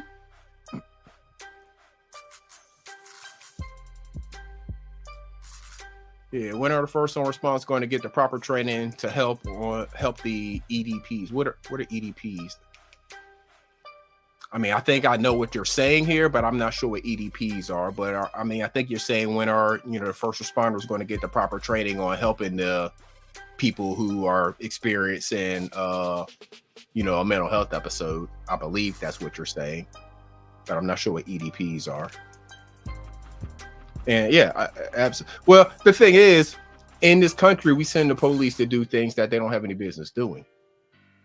We have our police too much time spent on doing things that's not fighting crimes, that's not actually fighting the physical, crimes that are out here harming people. They're too busy running traffic, which is not a crime that's hurting anybody. That's just some made up thing to make money for the state. Salute Behind the Bar 3.0. Main the Milkman. Y'all make sure y'all go over there and check him out. He be covering all different type of topics. I believe he up there he up north somewhere, but he be covering different topics. This is Main the Milkman. Y'all make sure y'all check him out. Emotional distress person. There you go. Yeah. So when are the first responders going to get the proper training to help emotionally distressed people? Yeah, that's a great question. But again, we're sending the wrong first response to situations. But again, that's probably a lot because we have too many guns in the country. So we send guns there because we expect guns to be on the site. And then those people end up being the ones to talk with the person, but it's not the right person to be talking to them because they're not trained, like you're saying, in dealing with the person that's emotionally distressed. So we have to revamp our entire system when it comes to that if we're ever going to get it there, because sending a police officer with a gun to deal with an emotionally distressed person a lot of times just amplifies the situation for the emotionally distressed person, because they see that uniform and that gun coming at them and it turns everything up for them when they really need everything to be getting turned down. So if instead of them seeing a uniform and a gun coming at them, if they saw a person that was just dressed in regular business clothes, khakis and a polo shirt or whatever, and they were just coming to talk to them, or dressed, you know, kind of like a doctor, and they were just coming to talk to them, that person, instead of turning up, would probably actually turn down and be like, oh, this person may be actually coming to help me. They're not coming to put me in handcuffs. Because again, I was a police officer for 2 years. I dealt with emotionally distressed people because in the district that I worked in was the mental health office. So anytime there was an involuntary commitment, that means that somebody was out of their mind to the point that their family went to the magistrate and said, look, you got to kind of forcefully take this person into mental health custody. That is when me, a police officer, along with another person, because we always sent two because we never knew how they were going to act, would have to go and physically take this person into custody like a criminal, you know, putting them in handcuffs and everything, depending on the situation. Now, if they're not violent, then we wouldn't really go handcuffs route. But if they're belligerent, which a lot of times they are, because they're like, why am I going to jail? Why am I going to jail? And it's like, you're not going to jail, but it's the police coming to take them. So they think they're going to jail. Why am I going to jail? I didn't do anything. Why am I going to jail? Why am I going to jail? They just want to know why they're going to jail. They don't want to go to jail. They didn't do anything wrong. They don't want to go to jail. You know, and they're saying, why am I going to jail? Why am I going to jail? You're not going to jail. But you can't get this through to them because, again, they're turning up. They turning up. They see these two police officers coming at them, and they just turning up. And I'm like, you're not going to jail. We take you down to mental health. I don't want to go to mental health. I don't want to go talk to the doctor. I don't want to do that. I don't want to stay here. I want to stay here, you know, and that's what's happening. But you basically have a warrant that you have to take this person into custody and take them to talk to these doctors. But again, it's the wrong approach. It's two police officers coming to take this person, so they automatically assume they're going to jail. And then even if you get through to them that they're not going to jail, they don't want to go do this other thing either because you're forcing them to do it. You know, and it's just the wrong approach. If we approached it differently and someone that was actually kind of convincing them to go, because it's like, all right, come on, let's go, you know, and then they go do it like that. Now, I understand if you need different types of transport, but as far as the way we approach them and take it like with a warrant and we're forcefully taking them and all of that stuff, sometimes it's necessary, but in a lot of cases, we could probably approach it differently. And instead of that person turning up, they were turned down. So that is kind of the long answer to that question. My feelings about it is that we send the wrong people to do the job when it comes to the emotionally distressed people. I understand in some cases why we do it, because sometimes they can get violent, but in a lot of cases, they just need to see a face that is not coming at them with a uniform and has a gun on tip, and that they'll turn down their temperature as opposed to them turning up real quick. Because again, when they see most people, I mean, we as law-abiding citizens that may just happen to be driving, and if a police officer gets behind you, it kind of turns you up a little bit. It's just natural. So we're sending the wrong person to do the job is my opinion on that. What else we say? First responders absolutely need training. We need to extend our definition of first responders to include social workers, CPS, etc. Absolutely. I appreciate you, Jade Lee. I think this topic is important, and I think it's the one that we need to continue to have. This won't be my last time talking about it. Hopefully more people will actually open up their dialogue and maybe be willing to come and talk about it with me. Great point. Thoughts on first responders already at a disadvantage by showing up wearing a uniform and a gun immediately escalates. Yeah, that's what happens. And in a lot of situations, I think it's just the wrong, way, because yeah, some people have a genuine fear of the police. So, and it's understandable. It's totally understandable. So, did we go over the complications? No, we didn't. All right. So they talked about it, being the leading cause is untreated.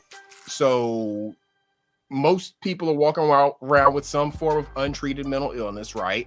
So what are the complications? You'll have unhappiness, decreased enjoyment in life, which of course we know if that continues to persist, what that leads to.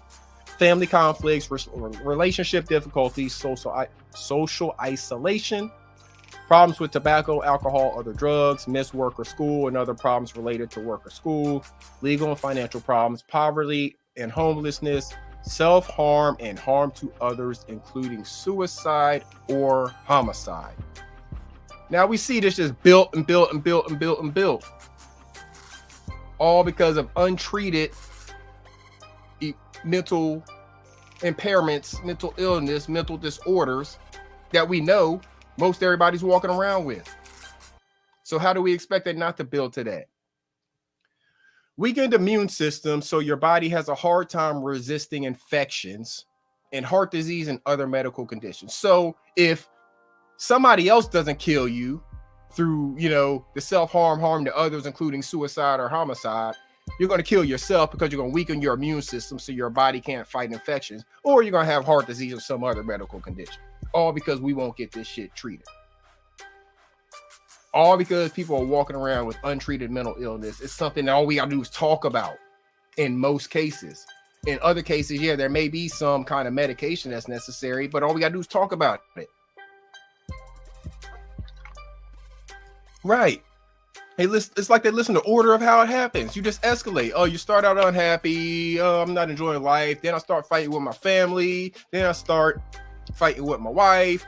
Then I have social isolation because now my wife done left me and she took the kids. So now I don't want to be around nobody because all the friends, they on her side. So now I start drinking and smoking and doing other drugs that who knows what, and now I'm starting to skip work and school because all my stuff is all focused into that. So now I'm having legal and financial problems, right? So since I have the legal and financial problems, now my ass is homeless because, again, my wife kicked me out a long time ago. I done already fought all my family. I done pissed all my money away in these drugs and all of this shit that I'm chasing, trying to get out of this. So now I got homelessness. So now shit, what the fuck is it worth living for? They just gave you a whole fucking escalation chart when all they needed to do was treat the shit from the beginning. Salute, Black Rain, the Quiet Storm. Appreciate you coming in. Hopefully, Storm is there with you as well. Quiet Storm was with you there as well. But they just gave you a whole escalation chart when all we needed to do was treat it back at the point of unhappiness and decreased enjoyment in life.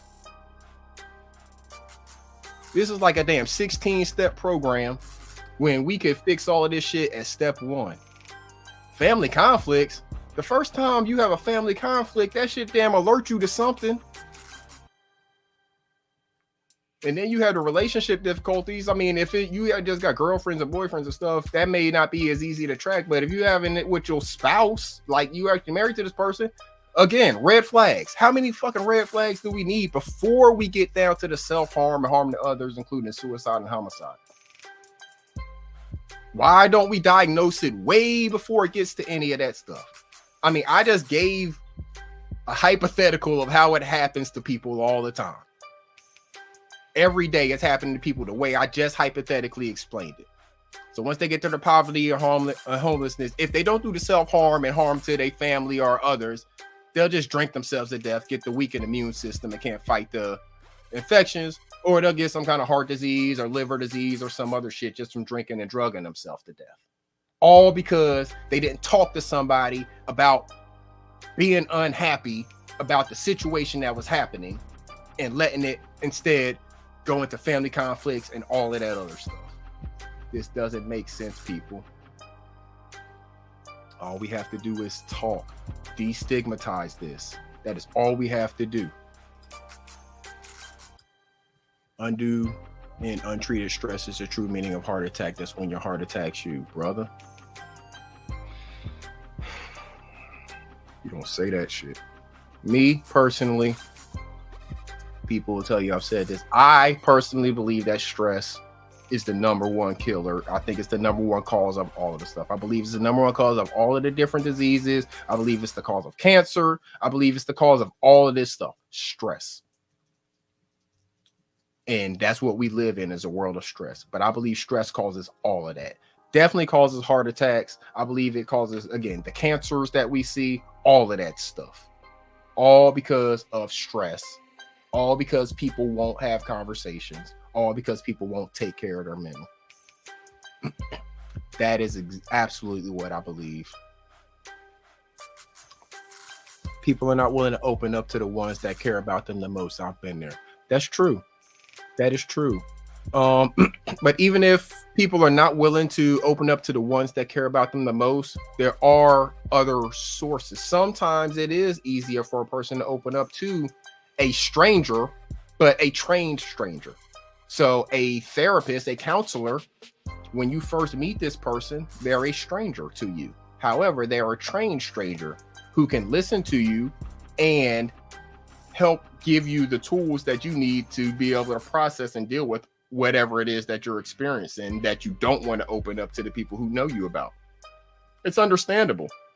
It doesn't matter who you get the help from. It just matters that you get the help, that you get the treatment. Who the treatment comes from, that is not important at all. Now, if you can get it from your support system, great. But if you need to seek an outside source that is a trained professional, great as well. I believe we all need to have probably both. Probably a outside professional who has those tools and some trusted sources of people that we know who we can talk to and open up with as well. Being depressed is your body telling you need deep rest. Listen, absolutely. All a part of it. Yep. It's hard. Vulnerability is hard, but it's how we grow in every area of life. That's true too. Open it up to the people and allowing yourself to be vulnerable with some of the people who are your closest people. Sometimes that is in itself, that's a form of growth, and sometimes in itself, that's a form of relief as well, because you don't feel like you're carrying it yourself. So yeah, let me do this because I forgot my one earlier. So here's one thing for everybody to always remember. Well, hold up, I got to get the comment off the screen so y'all can see it. You are never alone. Let me do it again. Hold up.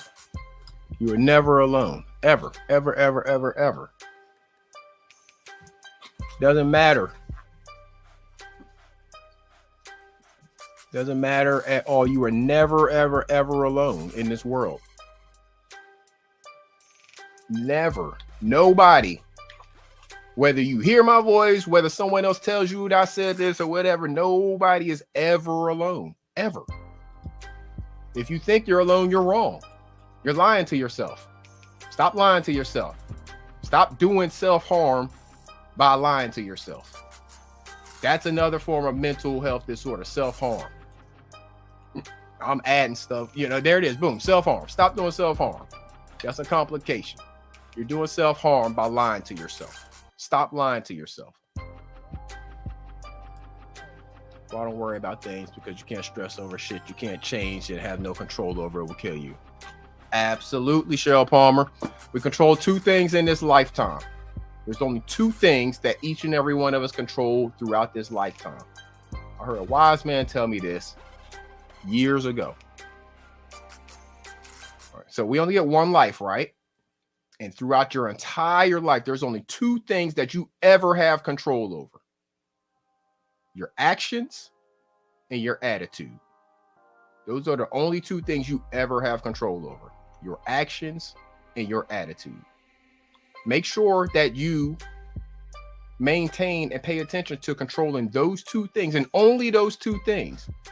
When you try to go outside of those things and try to control other people, that's where you bring on a lot of this stress and mental health issues, because you're trying to control things that you don't have control over. You will never have control over. No matter how much you want to have control over those things, you will never have control over. You only control your actions, your attitude. You don't control anybody else's actions. You don't control anybody else's attitude, and you never will. So stop worrying about that. Worry about your own actions, your own attitude. You can control your attitude about something. If something is pissing you off, but it's also stopping you from getting stuff done, you can decide that I ain't even gonna think about this thing that's pissing me off anymore. I'm gonna take my deep breaths. I'm gonna reset. I'm not even gonna think about this thing that's pissing me off anymore. And I'm gonna go do what I need to do. Because once you start focusing on that other thing and putting your action towards that other thing, you'll start to change your attitude. You'll already have changed your attitude, but your attitude will, on its own, actually push that other thing away. See what I'm saying? So you only control your own actions and your attitude. Yes, remember that tomorrow when your colleagues get on your nerves. You only control your actions and your attitude. So when those colleagues get on your nerves, remember your attitude. You can allow that to change your entire day and make your day a shit day, Or you can be like, I ain't about to let this motherfucker get on my nerves. I'm about to go over here and be me. And I'm going to let them have them. And that's what it's going to be, you know? Simple as that. Bye, motherfucker. You're not about to mess up my day. You're not about to mess up what I got going on. I'm having a good day. My attitude is going to stay positive about this day. What's up? How you doing over there? Fuck that motherfucker, but how you doing? You know what I'm saying? Smiling on them. How you doing over there? Fuck you, motherfucker. How you doing? That's what you got to do on them. For real. Don't let nobody control you like that. Don't let nobody have that power in your life. You're giving them power in your life if you allow them to control your attitude about stuff. All right, we got a complications. We almost done. We almost done. All right, so that bottom part there where it says self-harm, harm to others, including suicide or homicide, right? So we got to dig into that. And this is where I said that, you know, it gets touchy for people. And I understand that. But we got to have these conversations. I'm not going to be afraid to have them. If you check out on this part, I hope you don't, because this is really the most important part. So please just rock with me. If you're having suicidal thoughts and behavior are common with some mental illnesses. If you think you may hurt yourself or attempt suicide, get help right away. I can't stress it anymore. Call 911, your local emergency number, immediately. Call your mental health specialist if you have one. Contact the suicide hotline. In the United States, it is 988 all across the country. Just like 911, this one is 988. All across the U.S., you can pick up a phone, dial 988. That's a suicide and crisis lifeline. There are people there 24/7 to talk to you whenever you are feeling those suicidal thoughts. They are there just for you. Why are they there just for you? Because you are never alone. You're never alone. They are there just for you to keep you from making that decision. To keep you from letting those demons overpower the good voices. So 24/7, you don't have a reason to ever think you're alone, ever. Or you can use the Lifeline chat. They got an online service. You can chat with them, and it's all confidential and free. So you don't have an excuse to ever think you're alone, because there's someone you can call by dialing 988. You can go on computer, probably do it from your phone too. Use the chat to type with them if you know that, you know, you rather do that than talking. It's free and it's confidential because you are never alone. They are there just for you. You can seek help from your primary care provider, reach out to a close friend or loved one, contact a minister, spiritual leader, or someone else in your faith community. Suicide thinking doesn't get better on its own, so get help. Understand that. If you ever have this thought cross your mind, seek help right then and there. Don't think it's just going to get better on its own. You didn't have that thought for no reason. I can tell you, I've never had that thought ever in my life. I'm 43 years old. I've never had one of those thoughts ever.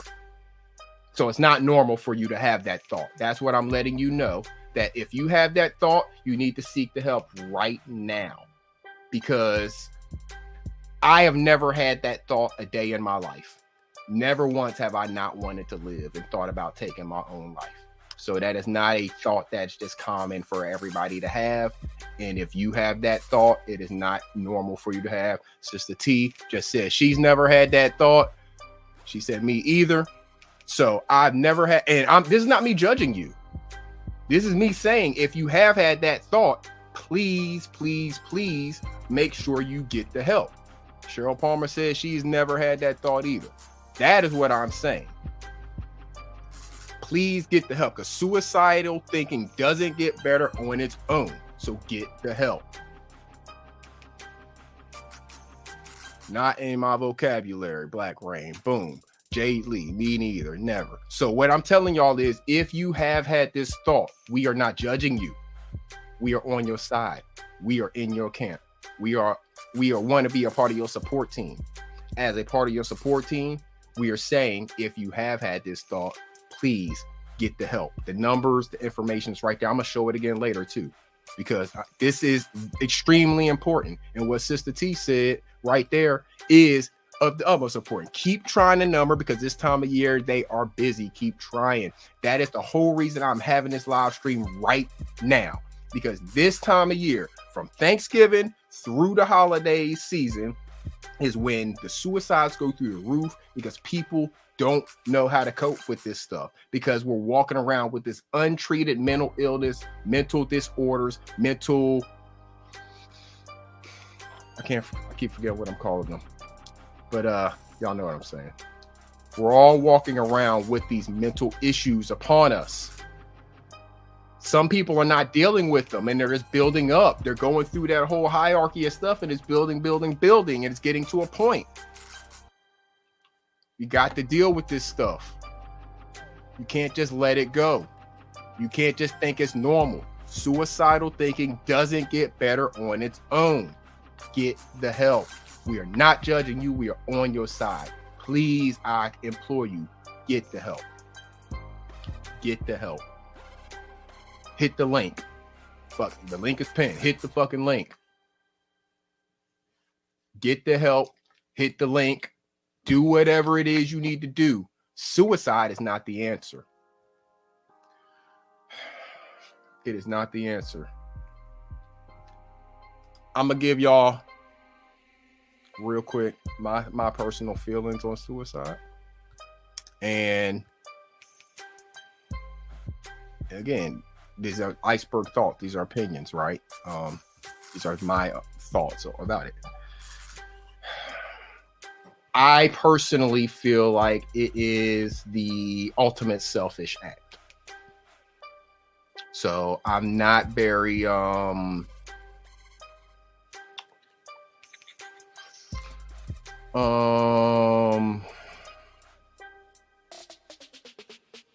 what's the word I'm trying to say? I'm not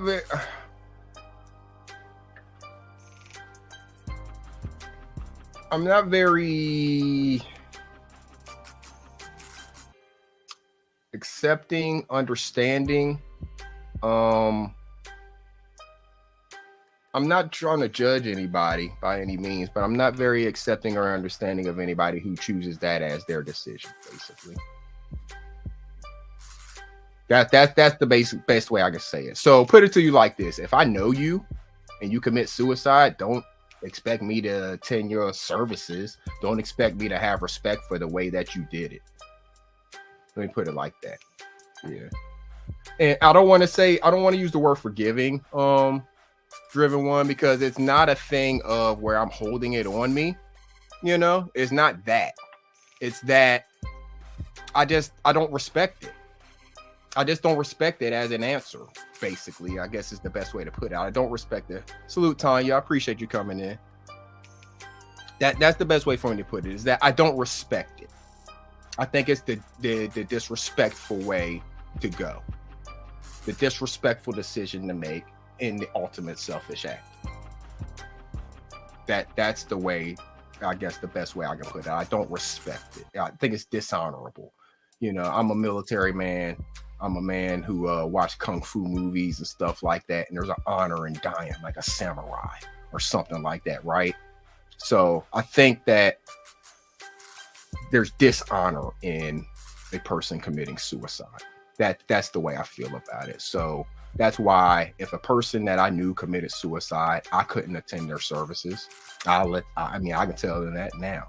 I would not be there because I would not respect the decision that you made. I believe it's the ultimate selfish decision because of what you leave behind, the questions that you leave unanswered. So that's the way I feel about that. And I understand if other people disagree, it's fine. It's okay. We can disagree on that. I understand. So moving forward a little bit and on that subject, some of y'all know Twitch, right? Y'all heard of Twitch? His name is Stephen Boss. That was the thing. But his kind of stage stage name is Twitch.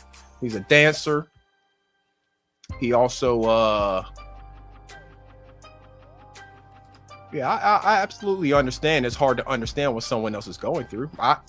I'm not trying to say that I ever understand what someone else is going through. What I'm just saying is Iceberg doesn't respect that as a decision, period. I don't care what you're going through. I don't respect that as a decision, regardless of what you're going through. There are people who go through, put it like this, whatever that person was going through, I can guarantee you there's people living who have gone through worse and overcome it. That's why I say that. Because of all of this shit that people go through and overcome. So if a person decides to quit on life, I mean, that's the choice they made. I just don't respect it in that way when they decide to do it like that. Again, so y'all know Twitch, and I'm not taking shots at Twitch. This is not a shot at Twitch. Please, please, please. This, I mean this in the most respectful way possible. This is part of the reason why this topic came up. So this is not a shot at him. This is using him as an example because this is recent. So Twitch, dancer, y'all might know him from So You Think You Can Dance. He finished second place on that show 2008. He was a co-host and executive producer on the Ellen Show. So he was living life, you know. He's doing his thing. He's out there in that showbiz. He was making his moves in Hollywood and all over the place. He's married. She's a dancer as well. She was also on So You Think You Can Dance. Her name is Allison Holker. They've been married since 2013.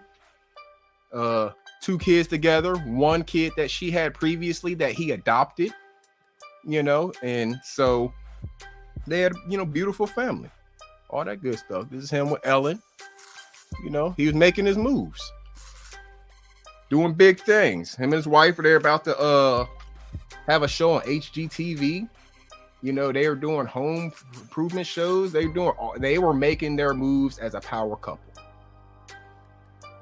Salute Tiffany Renee. Appreciate you coming in. But they're making their moves as a power couple, right?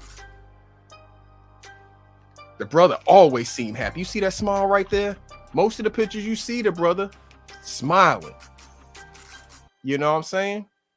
Look like one of those joy life at a party brothers. But you never know, right? Never know what a person's going through, what they dealing with. When it look like they got everything, when it look like they got the world in the palm of their hands,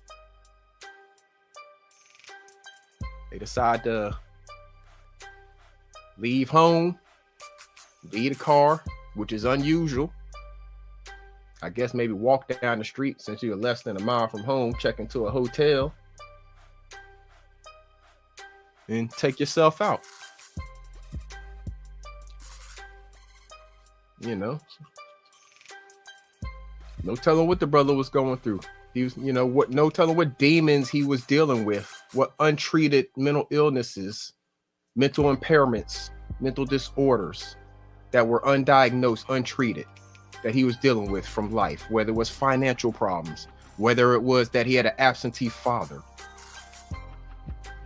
Think about how many young boys have absentee fathers, and they grow up to become 40-year-old men, but still have a mental disorder that they're dealing with from having an absentee father, even though they're a father themselves to 3 kids and took on the role of adopting a child, but still has maybe a hole that they're dealing with from having an absentee father. How many young boys are dealing with that? How many young boys go to the gang because that's what they're dealing with? My goodness. Oh my goodness. I didn't even think about that. Can you imagine how long that walk was? How much torment? I didn't even think about that. It's got me getting in my feelings, man. I don't even know the brother at all. 0% knowing. But you never know. He had his money stolen from him. That happens to celebrities. They trust the wrong people. They invest in the wrong things. They let the wrong people get access to their money. That happens sometimes. But there's a whole bunch more who it happened to that overcame it. There's a whole bunch more that made different decisions, that didn't leave a wife and 3 kids asking questions. See what I'm saying? Yeah, he may have been going through a lot. His wife probably was going through a lot too before he made this decision. Think about how much more she's going through now. Think about how much those kids are going through. Think how much that adopted child is going through. I don't know what the situation is with the previous, the child's biological father, but think about that. Salute, Custom Cousins. Appreciate you being here. So, again, that's why I have my personal feelings, or that's why I feel the way I do personally about suicide in general, what it does, what it leaves behind, the unanswered questions it leaves, the burden that it puts on other people.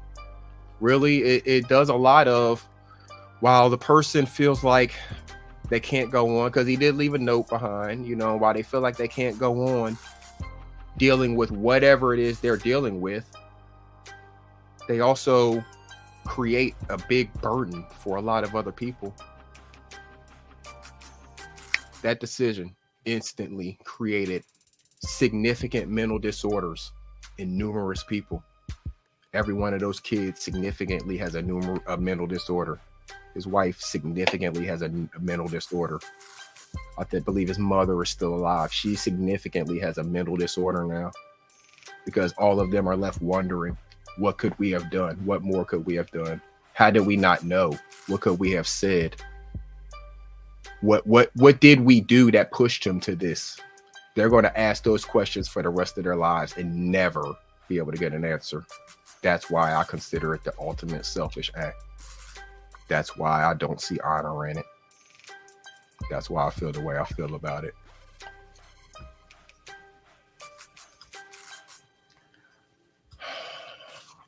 How you help a loved one dealing with mental disorder, mental illness, mental impairment. For showing signs, have an open, honest discussion with them about your concerns. That's what I'm trying to do right here. Not that I have specific concerns about anybody, but I'm trying to have the open and honest discussion with everybody. I want to have comfortable conversations about it. I want us to be able to discuss it in an open platform. If people feel comfortable coming here and whatever it is they need to get off their chest, long as they always know they are not alone. They are never alone. As long as you know you are never alone. You may not be able to force someone to get professional care, but you can offer encouragement and support. That's what I'm offering. I'm not trying to force you to get professional care, but I believe we can all benefit from it. You can also help your loved one find a qualified mental health professional or make an appointment. You may even be able to go along to the appointment. So when it comes to going and seeing a counselor or a therapist, I mean, you need to check with them and find one that's comfortable for you. First off, when you go to one, you can change. You don't have to stay with the same person. You have to go to a person that makes you comfortable. But also, remember that those are your sessions. So you're paying for this service, and what you need is what you need. So if you need to bring someone along for certain sessions, you can do that. I've gone to counseling or therapy sessions with other people before. It was their session, but they brought me along. Partly maybe for moral support, partly because I have some insight into their life, from a different perspective, and it may help the counselor with what it is that them and that person are working on, different reasons. If your loved one has done self-harm or is considering doing so, take the person to a hospital or call for emergency help. We don't have time to waste. We don't have time to pussyfoot around. If you're talking about doing self-harm, if you're talking about any of those suicidal thoughts, get the help now. Get the help now. Don't wait. There's no reason for you to wait. There's nothing that you're waiting on. Get the help. There's the information right there. Get the help. If you don't have support of anybody else, you got the support of old Iceberg here telling you that, yes, calling getting the help, that is the way to go. That 988 is there for everybody. They have the chat line available if you want to do online chat, messages rather than talking to somebody. That's available as well. But get the help. You can just search the National Suicide Prevention Lifeline if you're like trying to search it online. You can dial 988 if you're in the United States. That'll get you on with the person. But getting the help necessary is what is most important. Don't let those suicide thoughts overtake you, because as it said on the previous one, suicide thinking doesn't get better on its own. So get help. Help is out there. Help is available. There's no need for you to feel any kind of stigma about it. There's no need for you to feel any kind of negative way about it. We're not here to judge you. We are here to applaud you, to celebrate you, to support you in your journey. That's what it's all about, because none of us are alone. Make sure you have a good support system.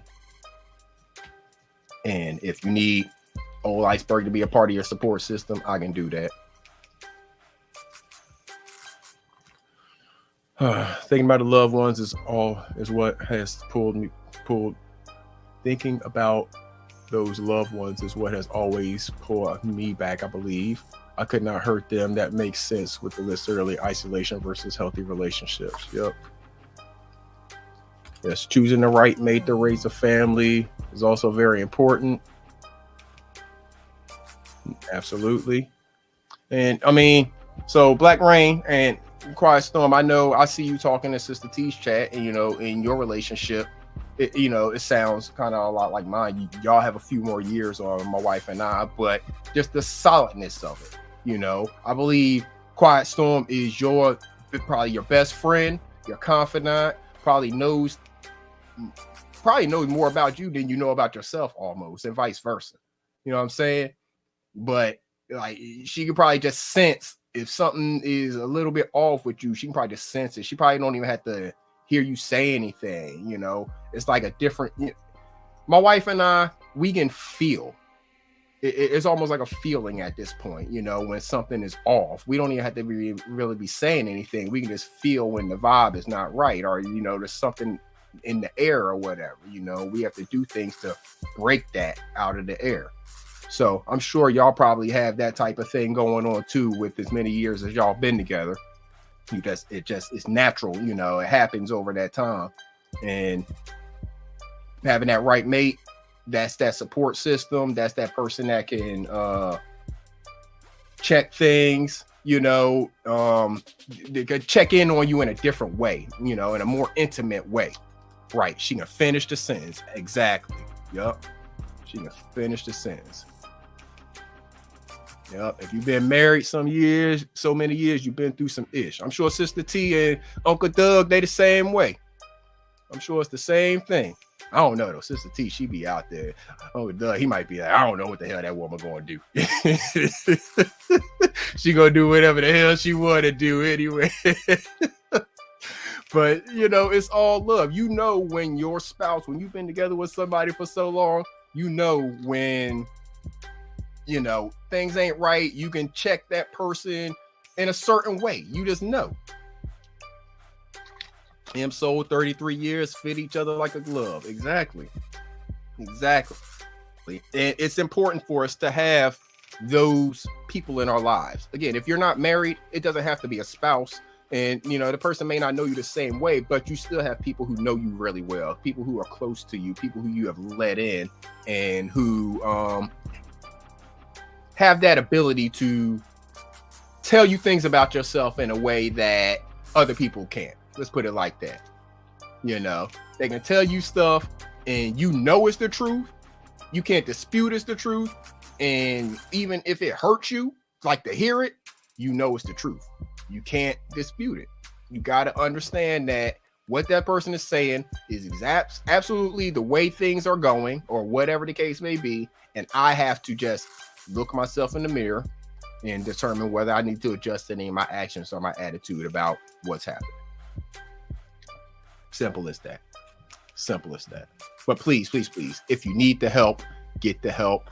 The suicide prevention line is always there. 988 from any phone. You got the chat line if you need to go on, if you want to go online and do it and type with the person rather than talking on the phone. It's available. There is no reason for anybody out here to be committing suicide. No reason. No reason for it. No excuse for it. No honor in it. Just don't do it. There's no reason for it. Whatever your situation is, whatever your circumstances are, I guarantee you there's someone out here in a worse situation with worse circumstances, but they're still fighting through it. I bet you there's people out here who have been in that exact same situation and they've come out on the other side of it. You just need to talk to somebody. Get it off your chest. Get it out there. There are people out here willing to help you. You are not alone. You are never alone. We're not alone in this world. That's why there's so many of us here. We are not alone in this world. I've been going 2 hours, good people. I got all my stuff out. I appreciate each and every one of y'all for rocking with me. This topic, you know, is kind of heavy. I'm trying to do it as comfortable as possible. I don't want this to be a stigmatized topic. I don't want it to be something where people feel like they can't talk about it. I want us to talk about this all the time. This should be daily, regular, everyday conversation. How you doing? How's your mental? You know, there's some people that I check on. I'll send them a message. You know, I just check on them every so often. You know, hey, how you doing? How's your mental? How's your mental health? Seriously, I really send that message to people. How's your mental? I ask them that. How is your mental? And they know what I'm talking about. Why? Because me and these people have had conversations about mental health before. You know, I may know that this person has dealt with some struggles with mental health in the past, and that person knows it as well. You know, it's not something where I'm saying, hey, you got a mental health problem. No, we have talked about it. I, in some way, shape, or form, maybe have been a support system to that person at some time.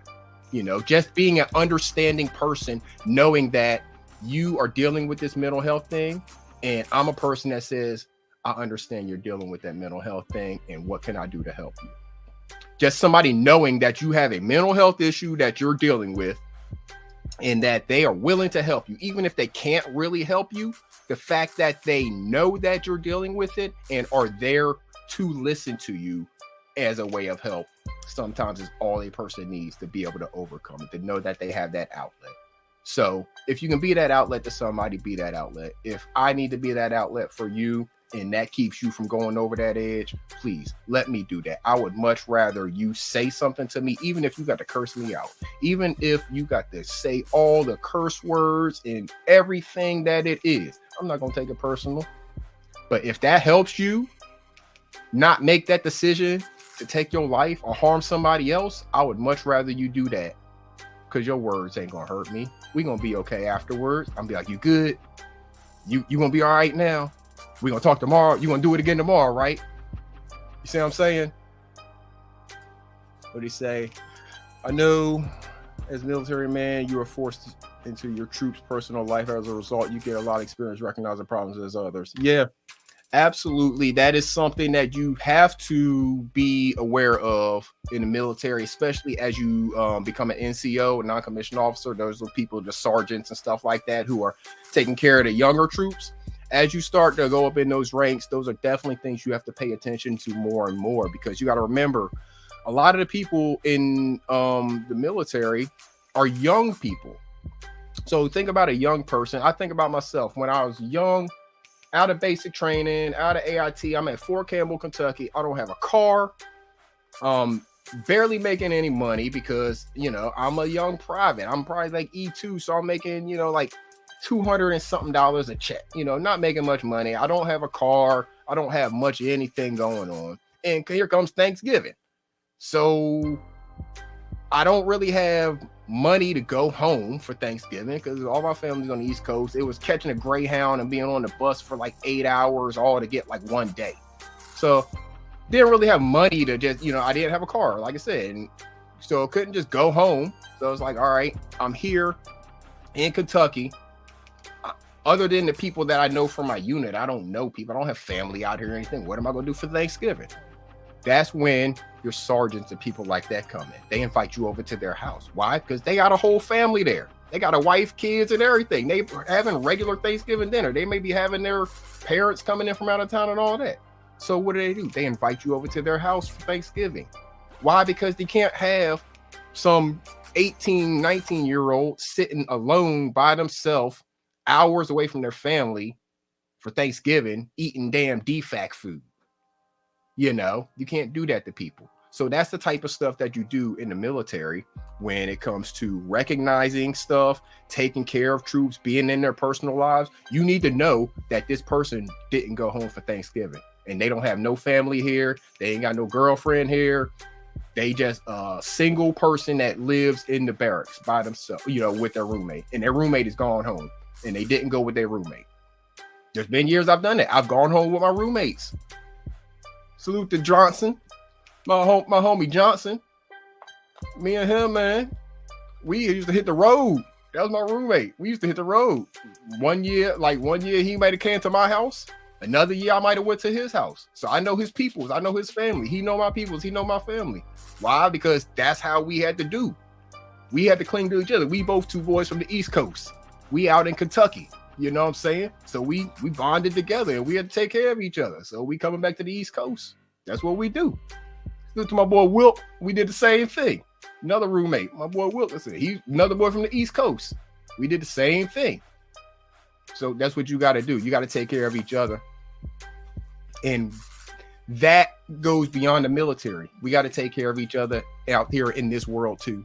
Out here in this regular life, we got to take care of each other. If there's anything that I can do to support one of you that keeps you from going over one of these edges, please let me know. Reach out to me, because I don't want to hear about, I don't want to read about, I don't want to see the results of anybody who I've had interaction with taking some kind of action where they harm themselves or some other because of some mental health issue that they could have just talked about. They could have just talked to me and be like, man, this should get on my nerve. I mean, bro, look, I know, I get it. Yes, I get it.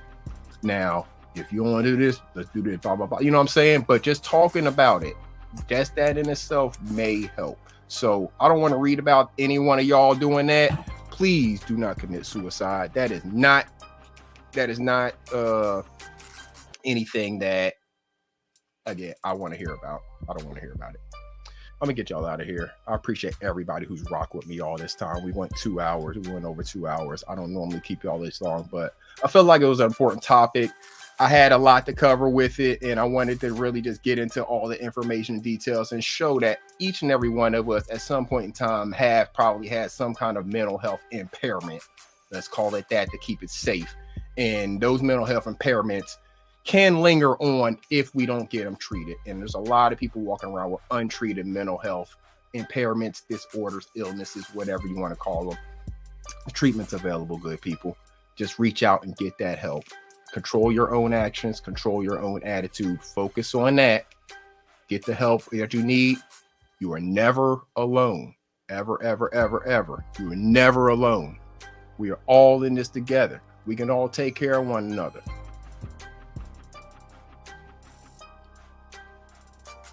I appreciate you, bro. I appreciate each and every one of y'all. Appreciate everybody that's come through here. I appreciate everybody that's telling me that I had a wonderful live. Man, I appreciate y'all so much. Y'all make sure y'all hit that like button if you haven't already. Make sure you hit that subscribe button. If it's your first time hearing me, please hit that subscribe button. It's free. It's the way that it just shows me appreciation for this work that I'm putting in, for me pressing that button, for me pressing that go live button, for me to sit here and pull all this stuff together. You press that subscribe button, it goes so far. We're working our way towards 400. As soon as we get to 400, we just gonna keep on trying to climb towards 500 and 1,000, right? That's the goal. Once we get those 1,000 subscribers, those 4,000 watch hours, we'll be monetized over here. We'll actually get paid by YouTube for the work we're doing. But right now, we just doing it for the love of the game and for the love of each and every one of you. So I appreciate each and every one of y'all that have come through. We've gone 2 hours, so I'm not going to go back through all the names, but you all know who y'all are. And I definitely tried to make sure I shout out each and every one of y'all out as y'all came in. If I missed you, please blame it on my head and not my heart. I might have been in my zone and missed you coming in, but hopefully I caught each and every one of you as you came in. I'm not going to take up any more of your time because we're heading towards Christmas. It's Wednesday. It's hump day. It's December 21st. I don't know if I'm gonna be going live this weekend or not at all. We'll see. I mean, it's Christmas and all of that. I know everybody's gonna be busy. I might drop a video out there or something. We'll see. I'll see what the YouTube streets is looking like and see if people are active. If people are active, I might find something to go live about. But if not, I may just drop a video over the weekend or something. I hope each and every one of y'all enjoy your Christmas. If I haven't, or if I don't, encounter you, if I don't see you again or whatever between now and then, I hope you enjoy your Christmas. I hope it is everything that you want it to be. I hope you get to enjoy some time with your family. And please do not allow any of this mental health stuff to have an impact on you where it makes you want to do any kind of harm to yourself, to others, cause personal conflict, have domestic violence situations with the family over Christmas. None of that stuff is necessary. Control your actions, control your attitude, let them be them. Be you, they'll adjust, right? Just be you. Don't harm them, don't bother them, leave them alone. Be you, they'll adjust. Today's shortest day of the year, M-Soul. Is that what it is? December 21st? Yeah. So be you, everybody else adjust. Control your own actions, your own attitude. We can do this together, people. We can all coexist. We don't have to brush up against each other. We don't have to bump up against each other. We don't have to have conflicts or problems. We can all coexist. So let's do this together. Let's take care of one another. You are not alone, good people. So let me know after, in the comments after the video, whatever, if you want to come back and do this again, if you want to hit the link next time. The link's been posted this time, but nobody wanted to hit it. That's cool. But if you want to hit the link next time, you want to have this conversation again, please let me know, because I think this is a conversation we need to continue to happen. I want to continue to have it over here. I want to promote healthy, comfortable conversations about mental health. So until next time, good people, this is Iceberg. You all have a wonderful evening, a wonderful Wednesday, a happy Christmas, Merry Christmas, all that good stuff. And this is Iceberg. Salute, good people. Now, as they say in your country, let us be out.